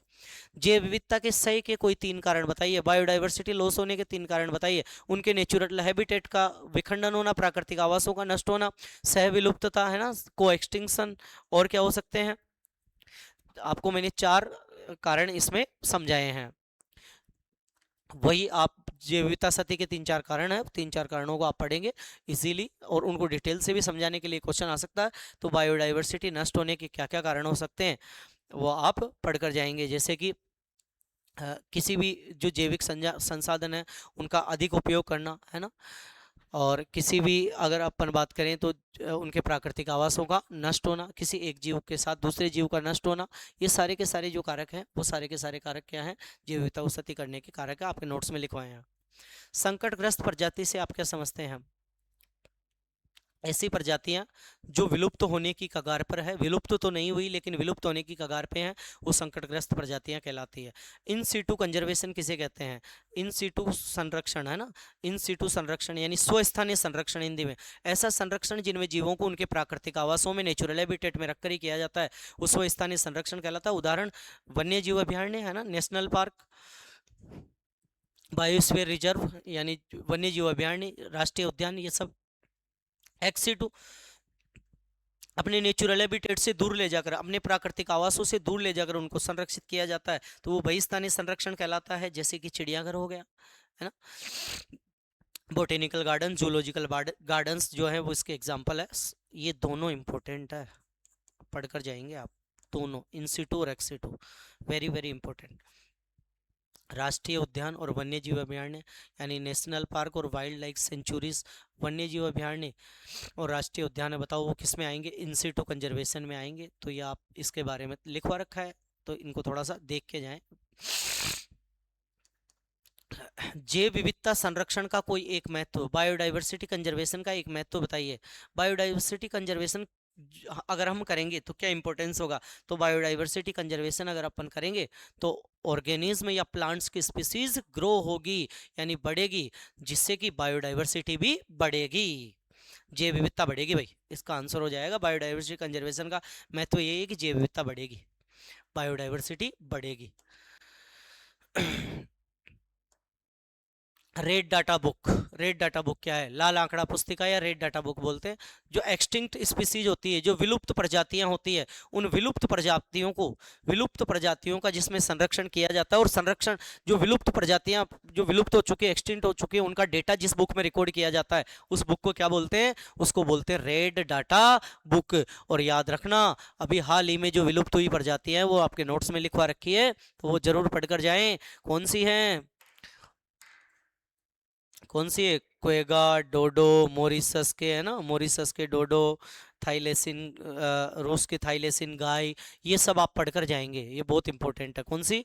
हाल ही में प्रश्न आएगा, हाल ही में विलुप्त होने वाली प्रजातियां। और इस चैप्टर से एक तो आप क्या पढ़ के जाएंगे? बायोडाइवर्सिटी के लेवल पढ़कर जाएंगे, जैव विविधता के स्तर पढ़ के जाएंगे जो 3 है, और एक जैव विविधता विलुप्त होने के कारण, बायोडाइवर्सिटी लॉस होने के रीजन, वो डिटेल से पूछेगा। तो हो सकता है छोटा क्वेश्चन आए या बड़ा क्वेश्चन आए, लेकिन आप जरूर देख के जाएं क्या रीजन है बायोडाइवर्सिटी लॉस होने के। ठीक है, इस तरीके से हमने इस पेपर को पूरे को डिस्कस किया है बच्चों, इस पेपर को हमने डिस्कस किया है।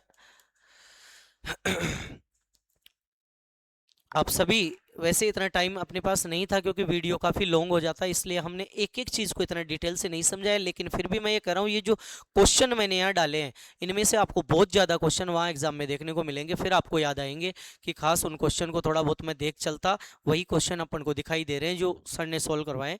इसलिए थोड़ा सा इस वीडियो को ज़्यादा से ज़्यादा अपने दोस्तों के पास शेयर करें। और अभी आज का वक्त है आपके पास, कल सुबह आपका एग्जाम है, तो अभी इस वीडियो को देखकर आप शांति से अच्छे से नींद लें और सुबह अच्छे से एग्जाम देकर आएँ, क्योंकि अभी ये वीडियो अपलोड होने वाला है और उसके आधे घंटे में आपको ये वीडियो प्रोवाइड हो जाएगा।